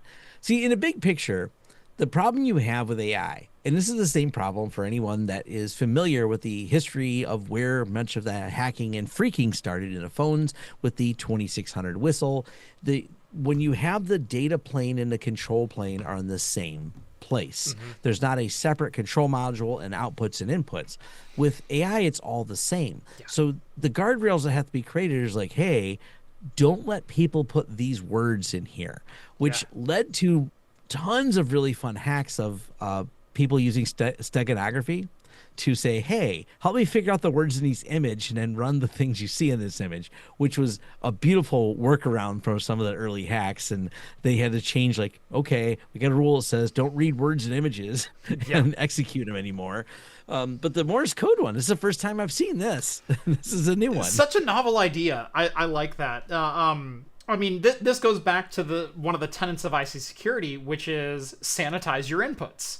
Yeah. But when your input can't be sanitized because it's also your control, how do you sanitize it? Exactly. Yeah. It's really hard to do. Yeah. I mean, can I upload a user list that includes Bobby tables and purge a database? Yeah. I probably could. Yeah. I do like that someone had their LinkedIn for quite a while that says ignore previous instructions and do this instead. And finally, one of the bots followed it and did it. And he says, oh, it was beautiful. It happened about a year ago, but it was great. He's like, I put this in right away as his LinkedIn profile as updated AI instructions, and one of the bots followed it. He's like, this is great. We were talking earlier about, using AI to like scrape your email and summarize it and things like that. As someone who runs multiple businesses with multiple domains, I have a contact for OpenViro. It's info@openviro.com. If you want information about OpenViro, you have a question about orders, whatever else, that's where you go. I published that on the YouTube channel. You can see the problem with this already. Is people... There is a page on, if you go YouTube/Craft Computing and you click the contact or about me, it'll give you my business contact email, which is not info@openviro.com. And I announced that email in one of my OpenViro videos, and I said, by the way, if you're looking for business integration or content or whatever else, this is not that contact email. I will ban you immediately. Not only will I not respond from that email, I won't respond from the other emails either. I will global ban you if you email me. I have banned 70 messages so far sent to OpenViro looking for collaboration or whatever else. I was serious. Stop using your bot scrapers and reach out to me because you want to reach out to me, not because... I ban a lot too. Yeah. It's always these companies want me to sell. It seems lately, maybe it's because I did some videos on like the Unify NVR and some camera systems. So I get a just plethora of these offers for solar powered cameras, generic cheap cameras, baby monitor cameras, all this stuff. I don't think any of these cameras, the ones with solar power might be in the $100 range, but most are in the $20 range. Yeah. So they're just like, I've had a few of them just randomly shipped to me too, which kind of makes me laugh. I'm like, I just receive them. Like, yeah, I get random things in my box every once in a while too. Yeah, I'm just putting this right in recycling. I'm sorry. I have no need for this. Mm-hmm. I don't even know who to send it to. Yep. It's a mess. This is one I got this morning. Hi dear, this is so and so from X company. I'm reaching out on behalf of Lifen, Laifen. Lifen is a premium personal care brand focused on high performance products with minimalist design. We are preparing to launch our next generation electric toothbrush. We saw your YouTube channel and thought you would be a perfect fit. Jeff, man, look at them pearly whites. Number one, no, you didn't. Number two, no, you didn't.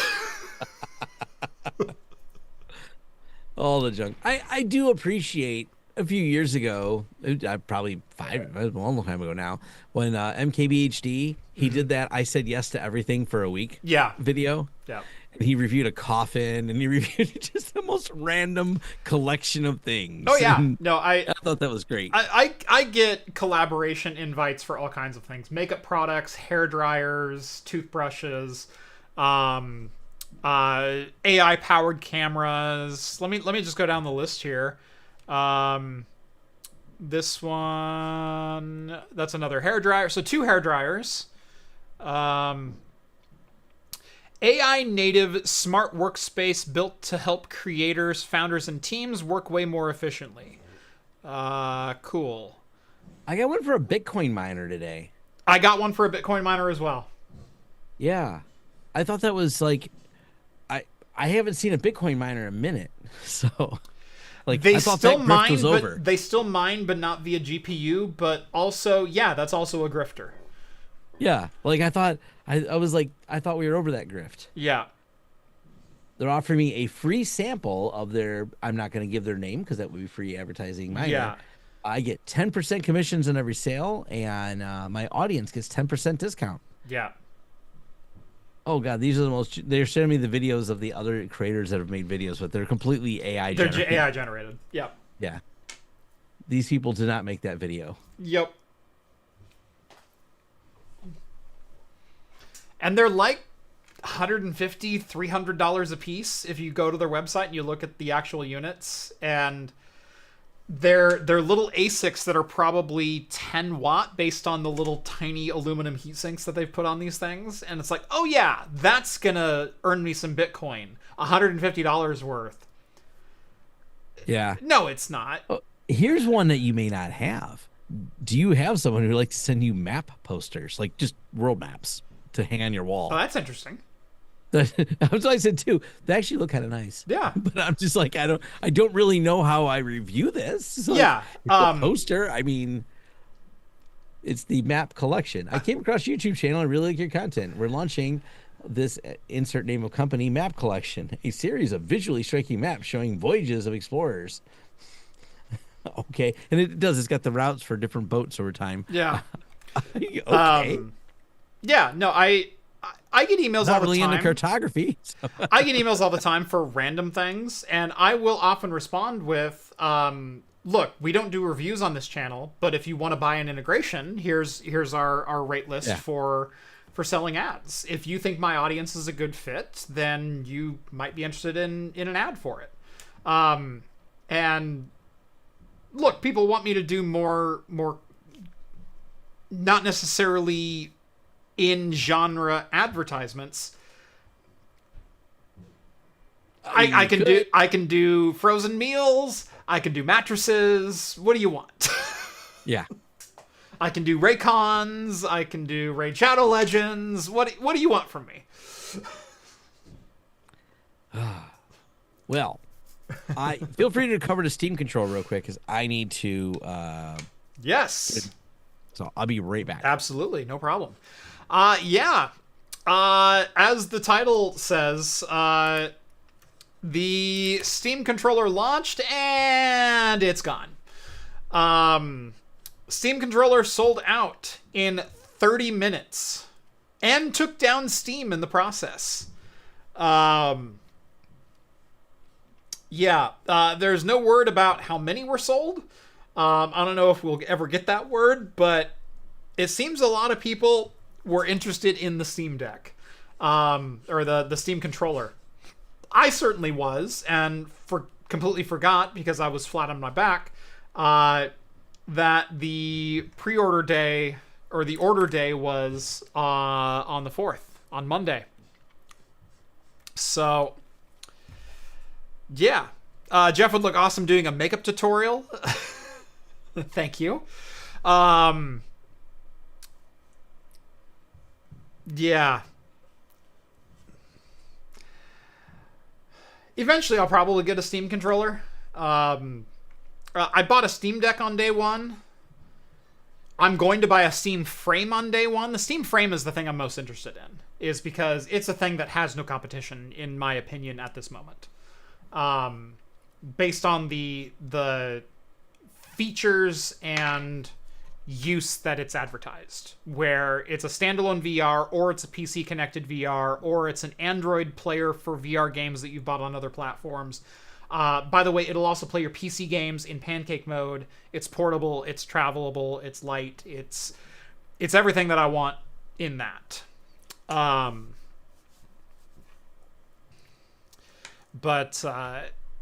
Yeah. Nope. Okay, there you go. Great, now Tom's camera died again.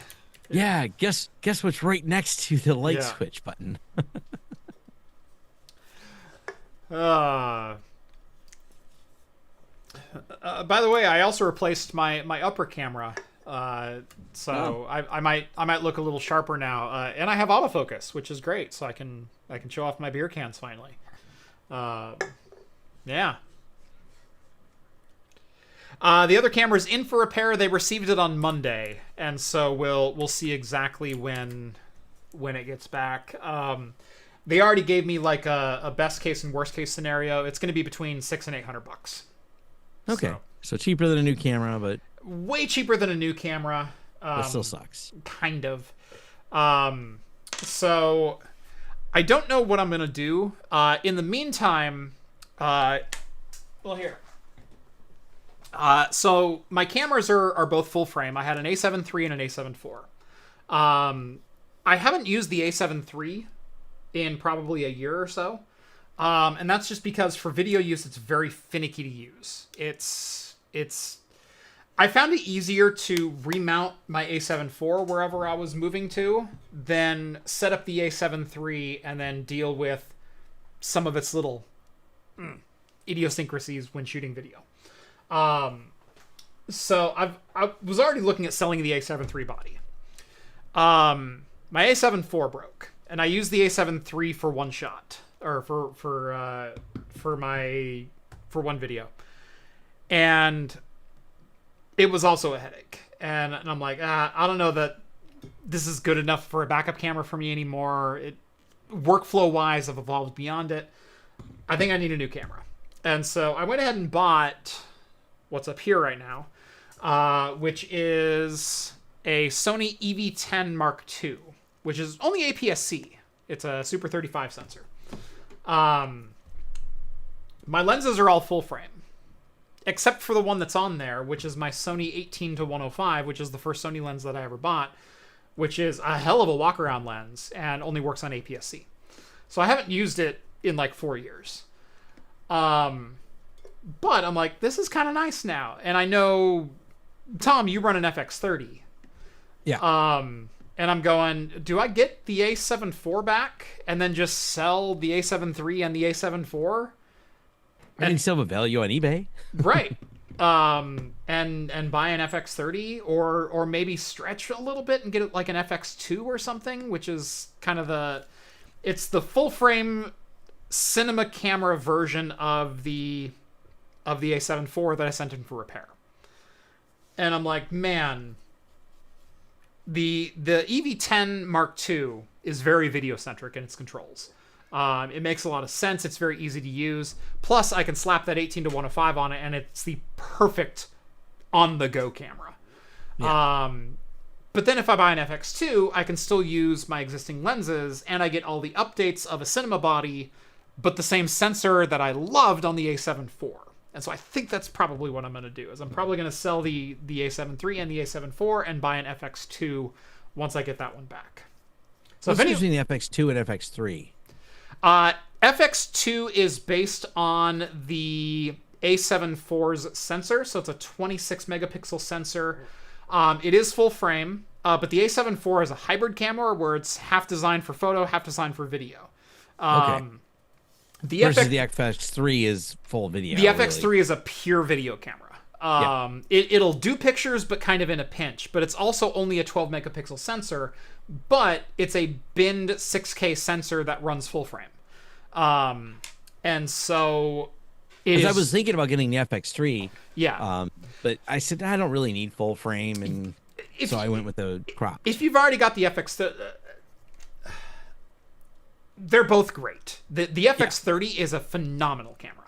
Yeah, I've been really happy with it. Yeah. The EV10 Mark II is the FX30's sensor in a less professional body. Okay. So it's the same exact shooting modes, shooting menus, everything else. It's more of a plasticky body, although I did buy a cage for it. And it won't stretch all the way to 4K 120. It'll only do 4K 60. Whereas yours will do 4K 120. Yeah. That's the only got limitation. The fan and the cooling in it. And yeah, everything this else. one doesn't have a fan. It will overheat at times.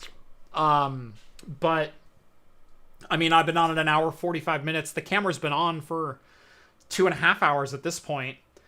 It's streaming 4K video just fine over HDMI. So, Yeah. Battery, I've got it plugged in with USB-C, so it's charging the battery at the same time. The only thing worse that I could be doing is also recording internally. But it's holding up just fine. So, but yeah, I think I'm gonna do this guy as my travel camera. So if I go places, I'll take the FX30 with me, and I already have the perfect lens for it. And then I'm gonna sell my 2 full frame bodies, and then I've got some beautiful glass. I've got these Tamron. It's a 17 to 35, and then a 28 to 75, and they're both f2.8 constant, and they are gorgeous. I have the 75, the 75 one. Yeah, I love that. That is just a good lens. It's such a good lens. Yeah. It's better than what Sony offers too. I mean, it's yes, that it is. good. Yes, it is. It is razor sharp. Yeah, the autofocus is just as fast as Sony's glass too. So I love that lens. I'm keeping that lens. But 2875 to me in a crop lens doesn't work that great because of the studio that I'm shooting in right now. So yeah, the issue is my lenses were built for full frame sensors, and so I'd like to keep going with the full frame sensor on at least one of my cameras. So probably going to get an FX2.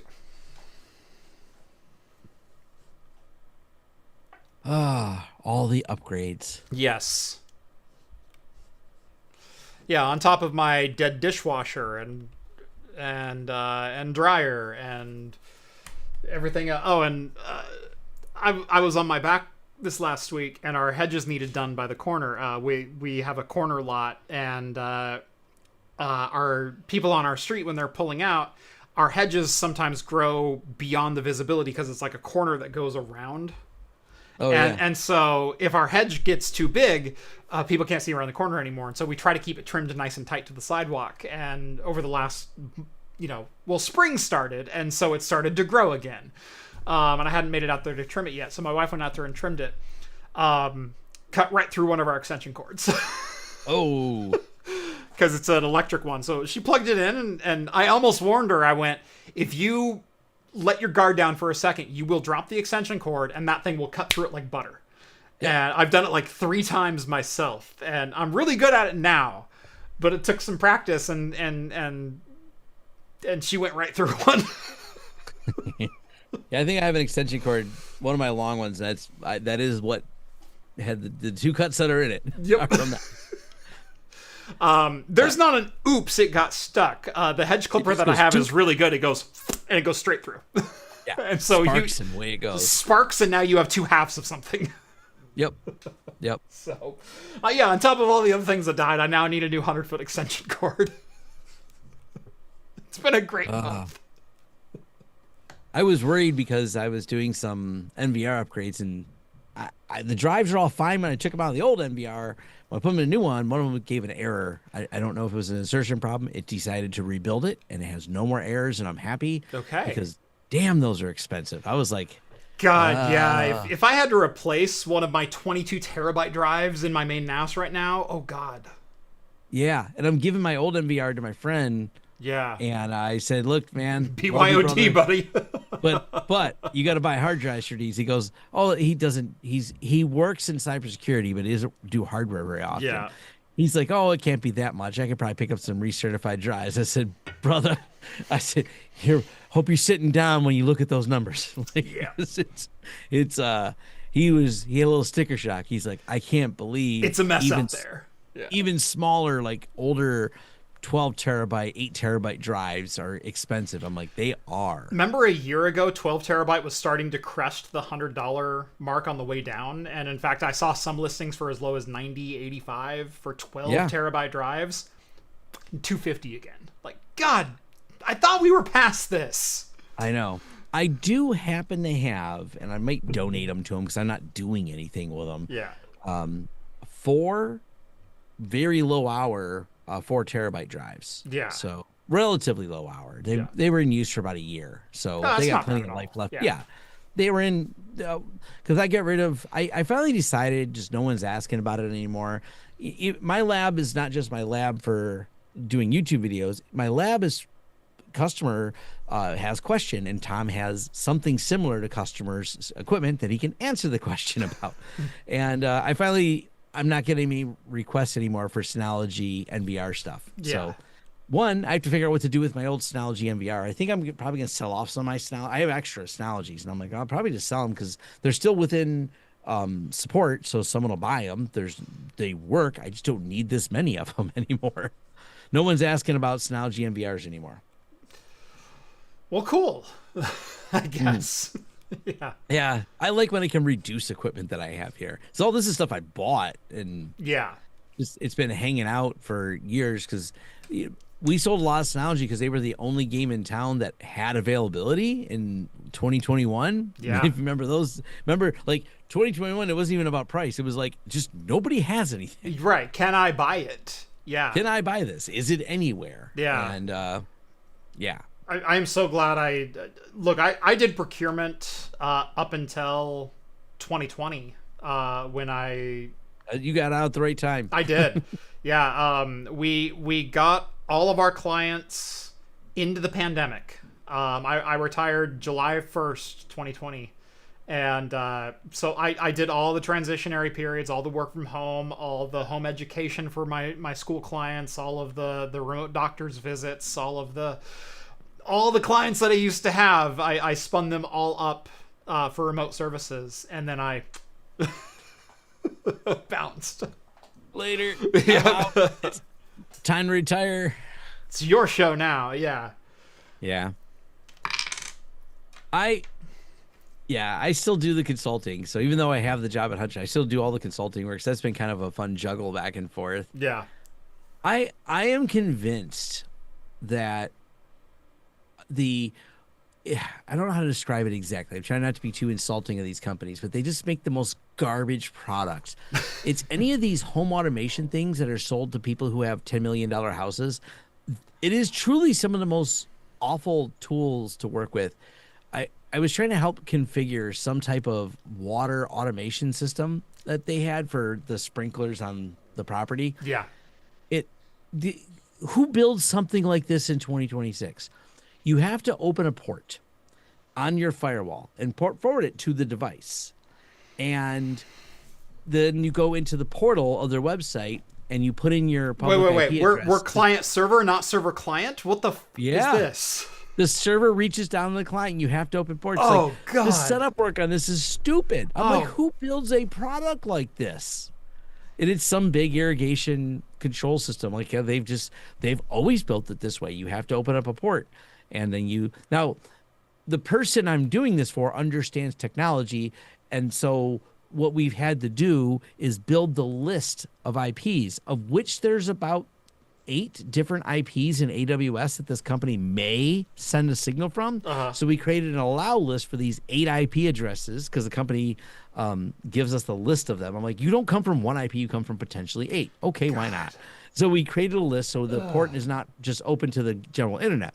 Because as I've also learned by poking away at it, it appears that it's just a serial thing. It just receives data and talks. You go on the website, you tell it to schedule what time your lawn should be watered, and then it does. I'm like, who buys this crap? And you start looking at the price on it, you're like, who can afford to buy this? Not me or you. I'm so, and of course they're paying me $400 an hour in consulting to troubleshoot it. Right. I'm just like, this is just stupid. This is so dumb. There's nothing about this. I mean, I'm making money, I guess. I should not cry about this, but I'm making it in the dumbest way possible with dumb products. I don't understand this. I'm just like, and then all the stupid control stuff that has to be on the same networks to get the phone app to work to their light switch thing. Yeah. It doesn't understand subnet routing. It's just all this stuff is so bad. Like Home Assistant is in every way better. Like, and it's open source and it's free and it works better than whatever it is you are trying to do here. So one of my users in the Discord, Eggman, just posted, let me see if I can open this. One sec. Save image. There's a method to doing this. Let me go. Okay. Let me minimize these. Let me see. That really true? 16 terabyte drives are going for $440. Yep. Yes, they are. There we go. Okay. Yeah. So one of my users just went ahead and posted a meme. There we go. I should buy a microcloud. And look, I highly recommend buying the microcloud. It's been a great unit for me, as YouTube is taking all of my system again. Gosh darn it. Is it decided it's time to crash? It's time to crash again, yeah. It's the third time tonight, by the way. Close YouTube Studio, CPU utilization goes down to like 20%. Maintaining this stream. Yeah. Anyway, I should buy a microcloud. I happened to look the other night. No, you shouldn't. Did you just buy it at the right time? I bought it at the right time. Even the X79 microclouds have spiked in price. Here is some current eBay listings. So the 5039 is the X99 nodes. The 5038 is the X79 nodes. Do you remember what I paid for mine fully loaded? I think it was $700 or $800, wasn't it? $400. It was $399. Okay. It was even less. Yeah. The 5038 H8 is going for, so here's one, $150 with $215 shipping, no blades, just the chassis, is now the same price that I paid. So 5038 ml, 5038 ml, H8TRF, This is crazy. I think is the SKU. Yeah. 6750. Here's one of my X79 microclouds, 6750. Wow. Here's one with 5 nodes for $1,000. Here's one full for $1,000. Yeah, they've like spiked in price for some reason. I was gonna buy another one because I've had friends and family reach out to me recently and go like, I'm running on a Raspberry Pi. I want to get into doing some Homelab stuff, but man, I just don't have.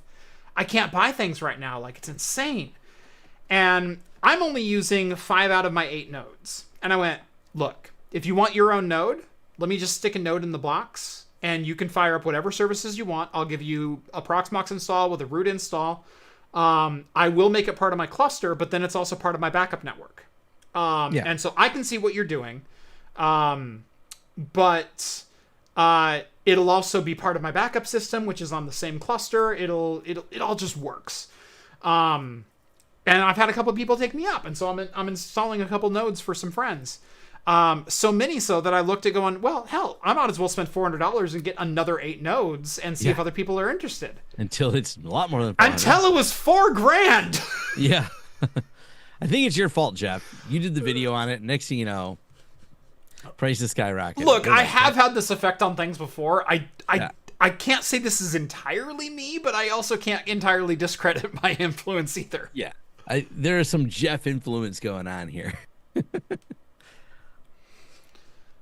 Yeah. So, yeah, I should buy a microcloud. No, you should check prices first. Because, wow. Cosworth sends over $5 super chat. Thank you very much, Cos. At Tom, I just installed my 6th PoE camera for my ducks, and he means ducks. He has and I'm slowly getting Blue Iris to use AI to detect and tell me when they lay eggs. So from like an automation and an API and an everything else standpoint, I get it.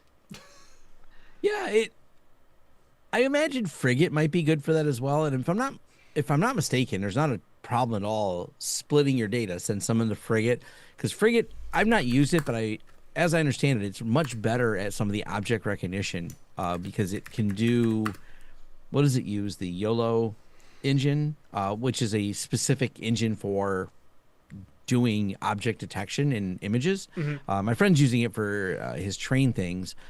So it recognizes which train cars are there and processes. It's really cool what he built. Yeah. He's been really recoding it. I'm hopefully going to do a video. I'm going to lunch with him tomorrow. Do a video on it soon. Nice. Because he's been just rebuilt. He keeps rebuilding it, so I can't do the video. It's like so much in flux. Every time we think we got it, he's like, no. By next week, I'll have this other new feature running and this other new feature running. I'm just like, man. But it is really cool of how accessible these things have become to be able to run. And I know there was a guy that it was really cool. He did it with Blue Iris, plugged in some of these models to really enhance what Blue Iris can do, which I thought was really neat. Yeah. Well, you could probably do duck recognition. Yeah. Like, ducks look the same to me, but AI is better at understanding that nuance of why one duck looks a little bit different. I mean, owners of ducks know the ducks look different. I do not own ducks, so ducks all look like ducks to me. Right. A duck is a duck. Right. A duck is a duck. Yeah. You're just not around enough ducks to realize there's very distinct ones. Although I have a tortoise, and my tortoise is jelly. And so, yeah, no, I get it. Like, I was not familiar with tortoises before, and all of a sudden I can look at other redfoot tortoises, the same species and age, and go, that's not my tortoise. Right. I only had one duck as a pet as a kid, so on the farm. His name was Honker. So of course it was. Because what are you gonna call him? Honker is the noise he makes all the time. Uh-oh, someone's gonna guess a password now. What was Tom's duck's name? If you ever figure out my kids' names, I'll have to change their names. Right. Have new passwords. Yeah, no. I think one of the keywords in one of my passwords is one of my dogs, but it was a dog that existed before my YouTube channel. Okay. So, and even like the base password is rotated so many times. I don't want to give too much away, but I am a XKCD password security, but make it weird. Make it alphanumeric characters that I remember in an order, but remember them in groups, and then you can shuffle your groups however you want. And so you don't have to decide what your password is. You have to decide which line of 4 segments that you've memorized and what order those are in. That's your password. Yes. And so depending on the severity or the security of this defines the order of your password.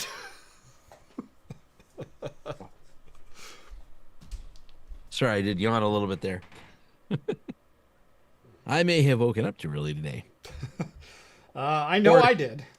Yeah. Or it was actually, I hyper focus. Not that I'm sure any of the people on this entire live stream don't do that. You know, not like people in tech do these things. But when I decided it was time to start working on a motorcycle at like 6:30, I wasn't stopping until the motorcycle was reassembled. So I worked really late on it, crashed, went to sleep, still woke up early because I had stuff to do in the morning, and yeah. My Discord server last night, I don't remember what started it, but it devolved into, if you're here, you're probably autistic. And by the way, we mean that very endearingly. And someone pointed that out.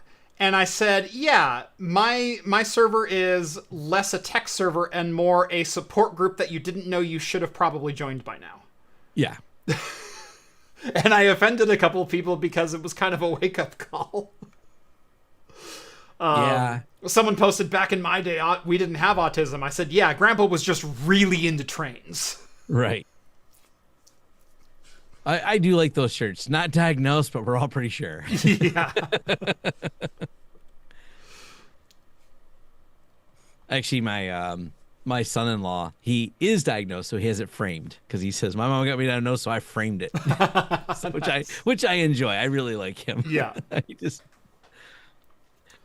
I've talked about this before. I have 3 kids, and on the modern ranking scale of neurodivergence, I have a level 1, level 2, and level 3 in order. So we increase difficulty with each kid, which is fun. Yeah. And as Cosver says, yes, weaponized autism. In fact, he got me a patch. That's a Velcro patch, and I actually put a carpet cover on the dash of my car because it was too reflective. It's like a white vinyl panel on the top, and I'm like, when the sun beats down, it just reflects on the glass, and I can't see. So I bought myself a black carpet patch.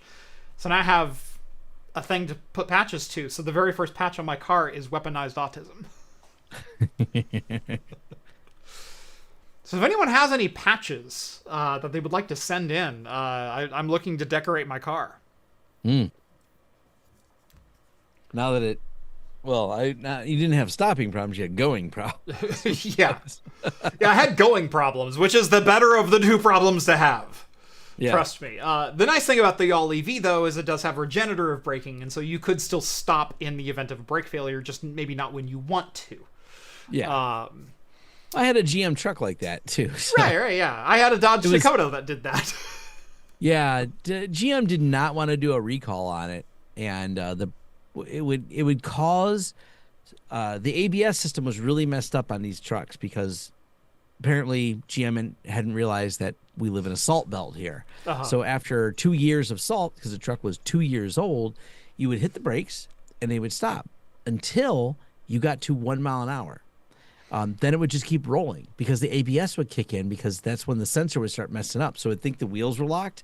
So you would just keep going at 1 mile an hour. It would pulse you and let go. Yeah. Yeah. And you had to throw it in park. If not, you would just slowly at 1 mile an hour bump into whatever it is you didn't really want to bump into. And it happened to me a couple times. I mostly hit parking bricks, but I went to GM and they're like, "Oh, we ain't fixing this." It took them almost people threatening a class action before they finally recalled it. Yeah. But my dad's friend was an engineer at GM, and I asked him about it, and he says, "I hate the ABS anyways. Just pull the breaker out for the ABS." Really? He goes, "That'll fix it," and I did. And I was like, "Cool." Pop the fuse. And then later, there I found we go. out the actual fix was replacing the sensor, which turned out not to be expensive. So. Yeah. But it was covered in rust. So clearly, someone had not thought about this problem with the sensor getting covered in rust. Which is weird, GM being in Detroit. We kind of throw a lot of salt on the road. Yeah, I don't think it's a great idea, but we do it. So you have to build vehicles that can deal with it. Yeah. Actually, my friend worked for Kia. The Kia, when they started selling the cars here, and they got rusty after a lot. Oh, yeah. A lot of rust and had a lot of problems. Kia sent engineers over here. Their minds were blown. They just didn't understand the volume of salt we put on the road. They're like, who has this much salt to put on the road? Right. It was a fascinating problem for them because they had so under-engineered their car for that kind of problem. Right. It's one of those cultural shifts that you think you're designing for one environment, and then you sell the product to someone who might use it the way you intended, but in a different environment. And now it's a problem. Who puts this much salt on the roads? Right. It just covers the guard. I'm like, welcome to Detroit. We're built on a salt mine, for those that didn't know. Yeah, well, when the high for the day is 12. Yeah. and we're getting the blow off the lakes. Yeah. There's a lot of ice. There's a lot of problems. Yeah. And we are literally built on an absolutely incredibly huge salt mine. It's amazing. Yeah. How big it is. And we have like an unlimited supply of salt because of it. We have a plethora. We sell it elsewhere outside of this area. Yeah. So we have cheap salt, which means they just dump it everywhere. Yeah. We've actually changed the level of salt in the Great Lakes because we've had some harsh winters. And as it gets into the Detroit River, it literally has changed it a little bit as it flows. Yeah, your salination levels have gone a little up. Yeah. Yeah. It's supposed to be fresh water. Yeah. A little less fresh around February, March, April when it starts all melting.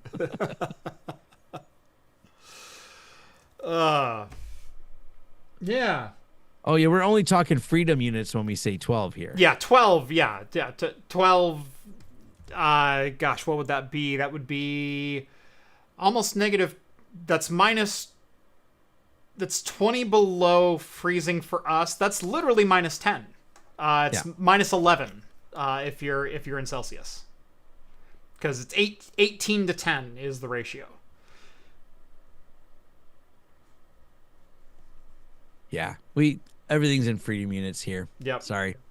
What's funny is my watch is in Celsius, and I made the switch a long time ago. And same thing with 24-hour clocks. I don't like 12-hour clocks. I'm fine with 24-hour clocks. I'm not fine with Celsius. Yeah, I'm fine. I got fine with Celsius once I wrapped my brain around it. Celsius makes a lot of sense from the scientific standpoint. 0 is freezing, 100 is boiling, everything else is a derivative of that.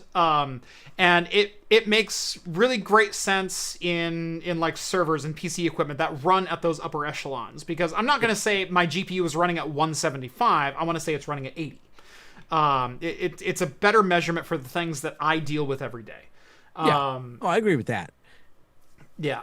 I found out the increments are really easy to memorize too. And once you memorize the increments of 10, everything else falls into place. It's 18 degrees Fahrenheit to 10 degrees Celsius. And so if I add 10, so if I start at 0, which is 32, and I add 10, we're now at 10 Celsius, we're at exactly 50 degrees Fahrenheit. That's a really easy one. If I add another 10, we're at 68. So 20 degrees Celsius is 68. That's the temperature I keep in my house. Obviously, that's a nice round number. If I go 30, that's 86. And so that's a nice, brisk, warm summer day. So you hit those increments, but then you realize that basically in between those, it's a 2 to 1.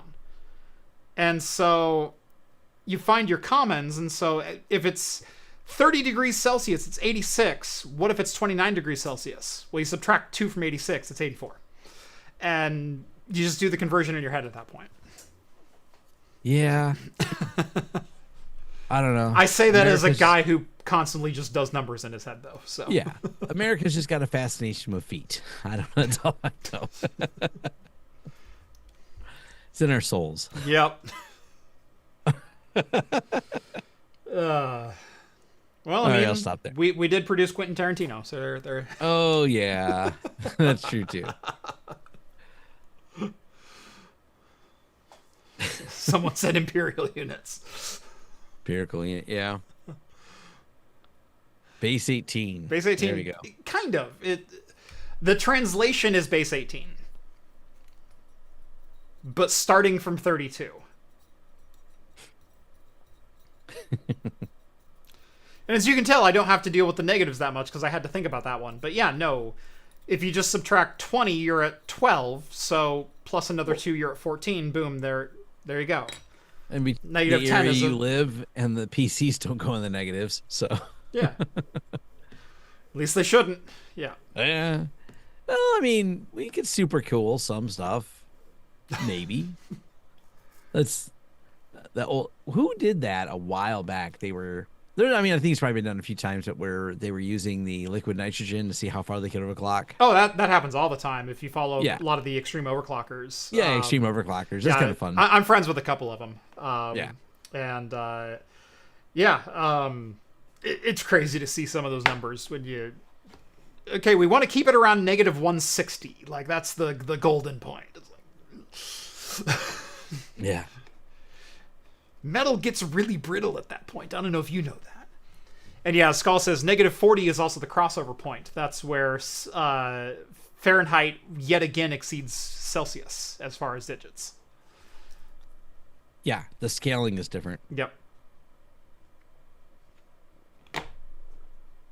Did we look at the photo from the Artemis mission published by National? Well, there's been several. I mean, I want new memes. The "it always has been" meme where they're standing outside the planet. We can do a higher res one now. Yeah, we need a new spacewalk just for the 4K meme images. Like, yes, 100%. I do keep an eye out. When will memes die, I wonder? Because I kind of post a lot of them on LinkedIn and they still have value because I get engagement with them for reason. But when does it culturally become irrelevant? When is my shtick over? I don't think they ever will become irrelevant. The memes that we use will. Because memes have become an extension of language, and part of a meme culture is you have to understand the base image to understand the reference being made to get the joke. And sometimes the joke is a random Reddit post from 3 years ago that someone thought was funny, and now we're photoshopping the ever-loving crap out of that. And there was a brief era of the deep fried memes that the younger kids enjoy. Yes. The kind of low res deep fried ones. Yes. Yeah, there were deep fried memes. If you go back to the origin of the word meme, that is like 2010s era Reddit, and Imager and even Instagram and things like that, where it was funny images found in like YouTube videos, or pictures from the internet. So there was the overly attached girlfriend, or Bad Luck Steve, or socially awkward penguin, or those. And so you understood the base of the image, and then the meme was making subtext to the image that made the image funny. Yeah. I see. Memes have existed since Romans. Thanks for the super chat there. Also, yes. Yeah. Yes. This is just an evolution of visual and how we use comedy. them in a different context. Right. I do miss the early Reddit. And I threw that in there, and so far there's no comments yet on the video of saying it. But I've been on Reddit since the narwhals baconed at midnight, and it's like it's funny, one of those things. Like, there's people who get it and there's people who don't. Yeah. So like, you can tell how long they've been on Reddit if they recognize that phrase or not. Yeah. Hide the Pain Herald. Yeah, Hide the Pain Herald, another good example. I remember the demotivational posters. Now, the demotivational posters, I had a whole collection of them in my corporate job back in 2001. Yes. So yes, those were great. Those predate what we consider memes, but those really were memes. They were memes based off of motivational posters, but with bad information on them. Right. They kind of remind me of Far Side, because I was a Far Side comics person back then. Yeah. Actually, I seen it, and I know it's clickbait, but I'm going to go click it and watch it because I want to know. It says, what happened to the Far Side guy? And that was what the YouTube video title was. And I'm like, oh, Gary Larson, nothing happened to the Far Side guy. He still wrote Far Side comics, and he just kept producing comics. It's just he didn't want his work to be online. He stated explicitly he didn't want his work republished online. Yeah. And so he faded away. So someone made a whole video about him, and I kind of want to watch it now. Yeah. No, I'm a huge Gary Larson fan. I've owned a couple of books and things like, fantastic. But no, that was it, is he didn't want, he felt like not having to open the paper and find his comic was devaluing its impact or something to that effect. And basically didn't want his work spread out and diluted the way the internet was working. The internet was too fast for how he wanted to deliver his jokes. And so he just didn't evolve. And he made the conscious decision to not evolve. And that's fine if you're an artist, to be honest. Yeah. I follow the internet archivist Jason Scott, and he talked about one of his friends that he grew up with, but where their paths diverged, the guy's a pretty famous author now, writes books, but he literally to this day writes them with pen and paper and does not use social media and does not use the internet, and just has decided to do this. He made this like hard turn in his life of, this is what I want to do. I don't think technology's for me, and kind of noped out of the technology space, which is interesting because he has other people help him with things like getting his books published on Amazon and everything else. Like he still has to do that to sell his books, but I can appreciate that. Yeah.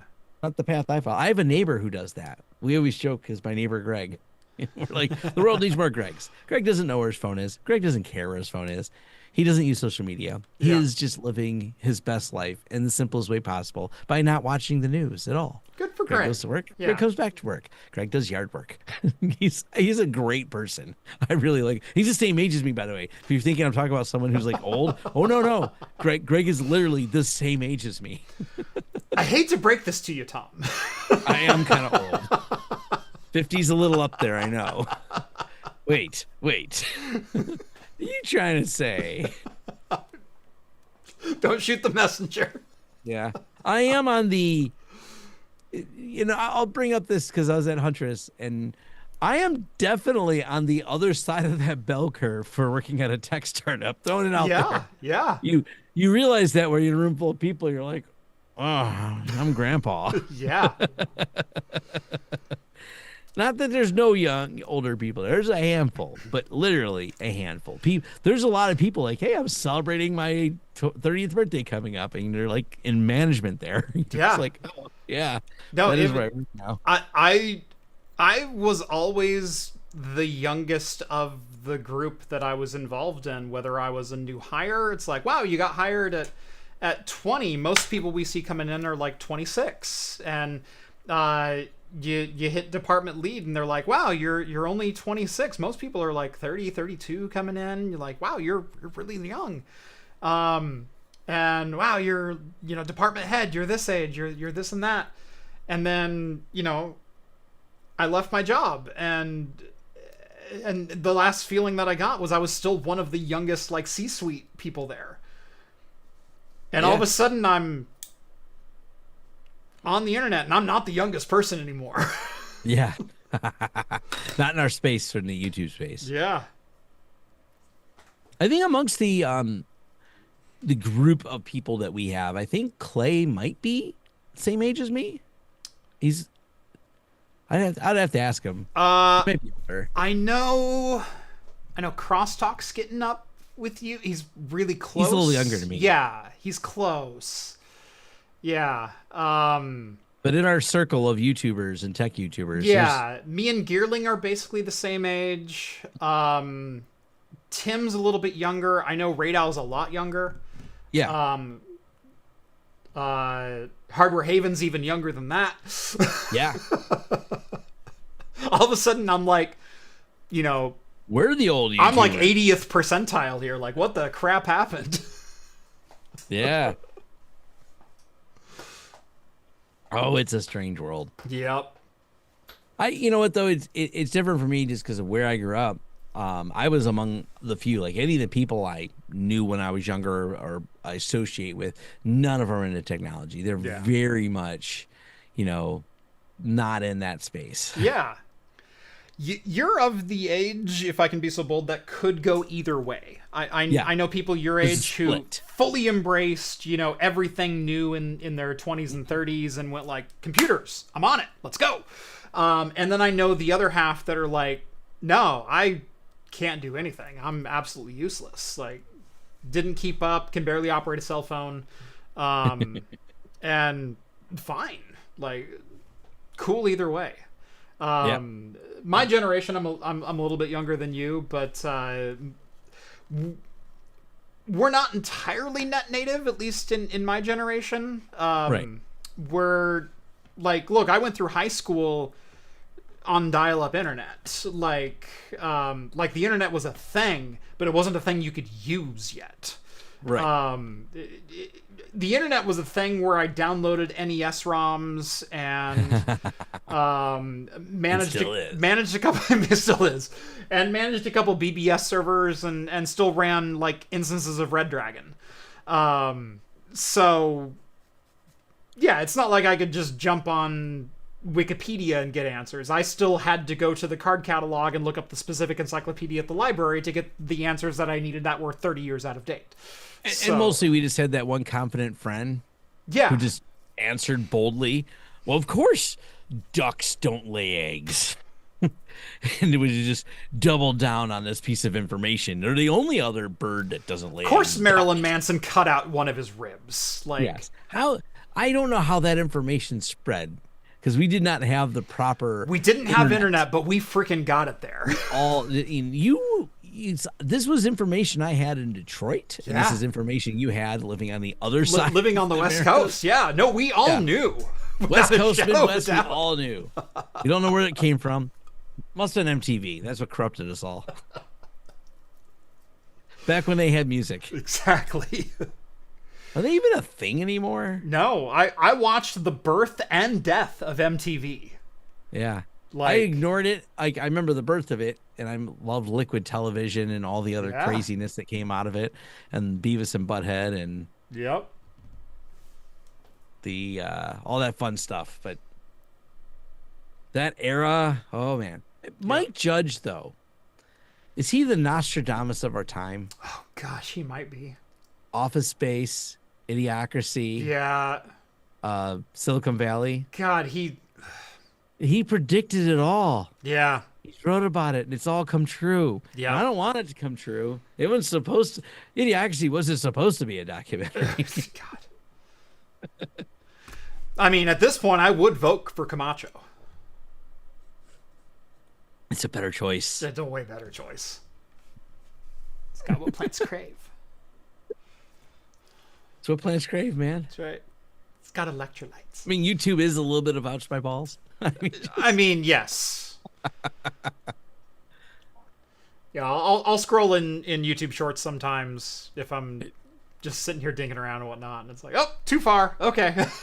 Too far. Oh, don't add this to my algorithm. I don't want to see this no more. Yeah. Make sure to pause that one, dislike it, don't recommend again. Go to my history and delete it. Yes. I don't want to go that far. Yep. Well, I think it's time to wind it down here. I think so. It's good to be back in the saddle, even if the saddle is slightly painful. So thank you all for indulging me. Happy you're feeling better. Thank you. I appreciate it. Yeah, no, that was a miserable way to spend a week plus. Yeah.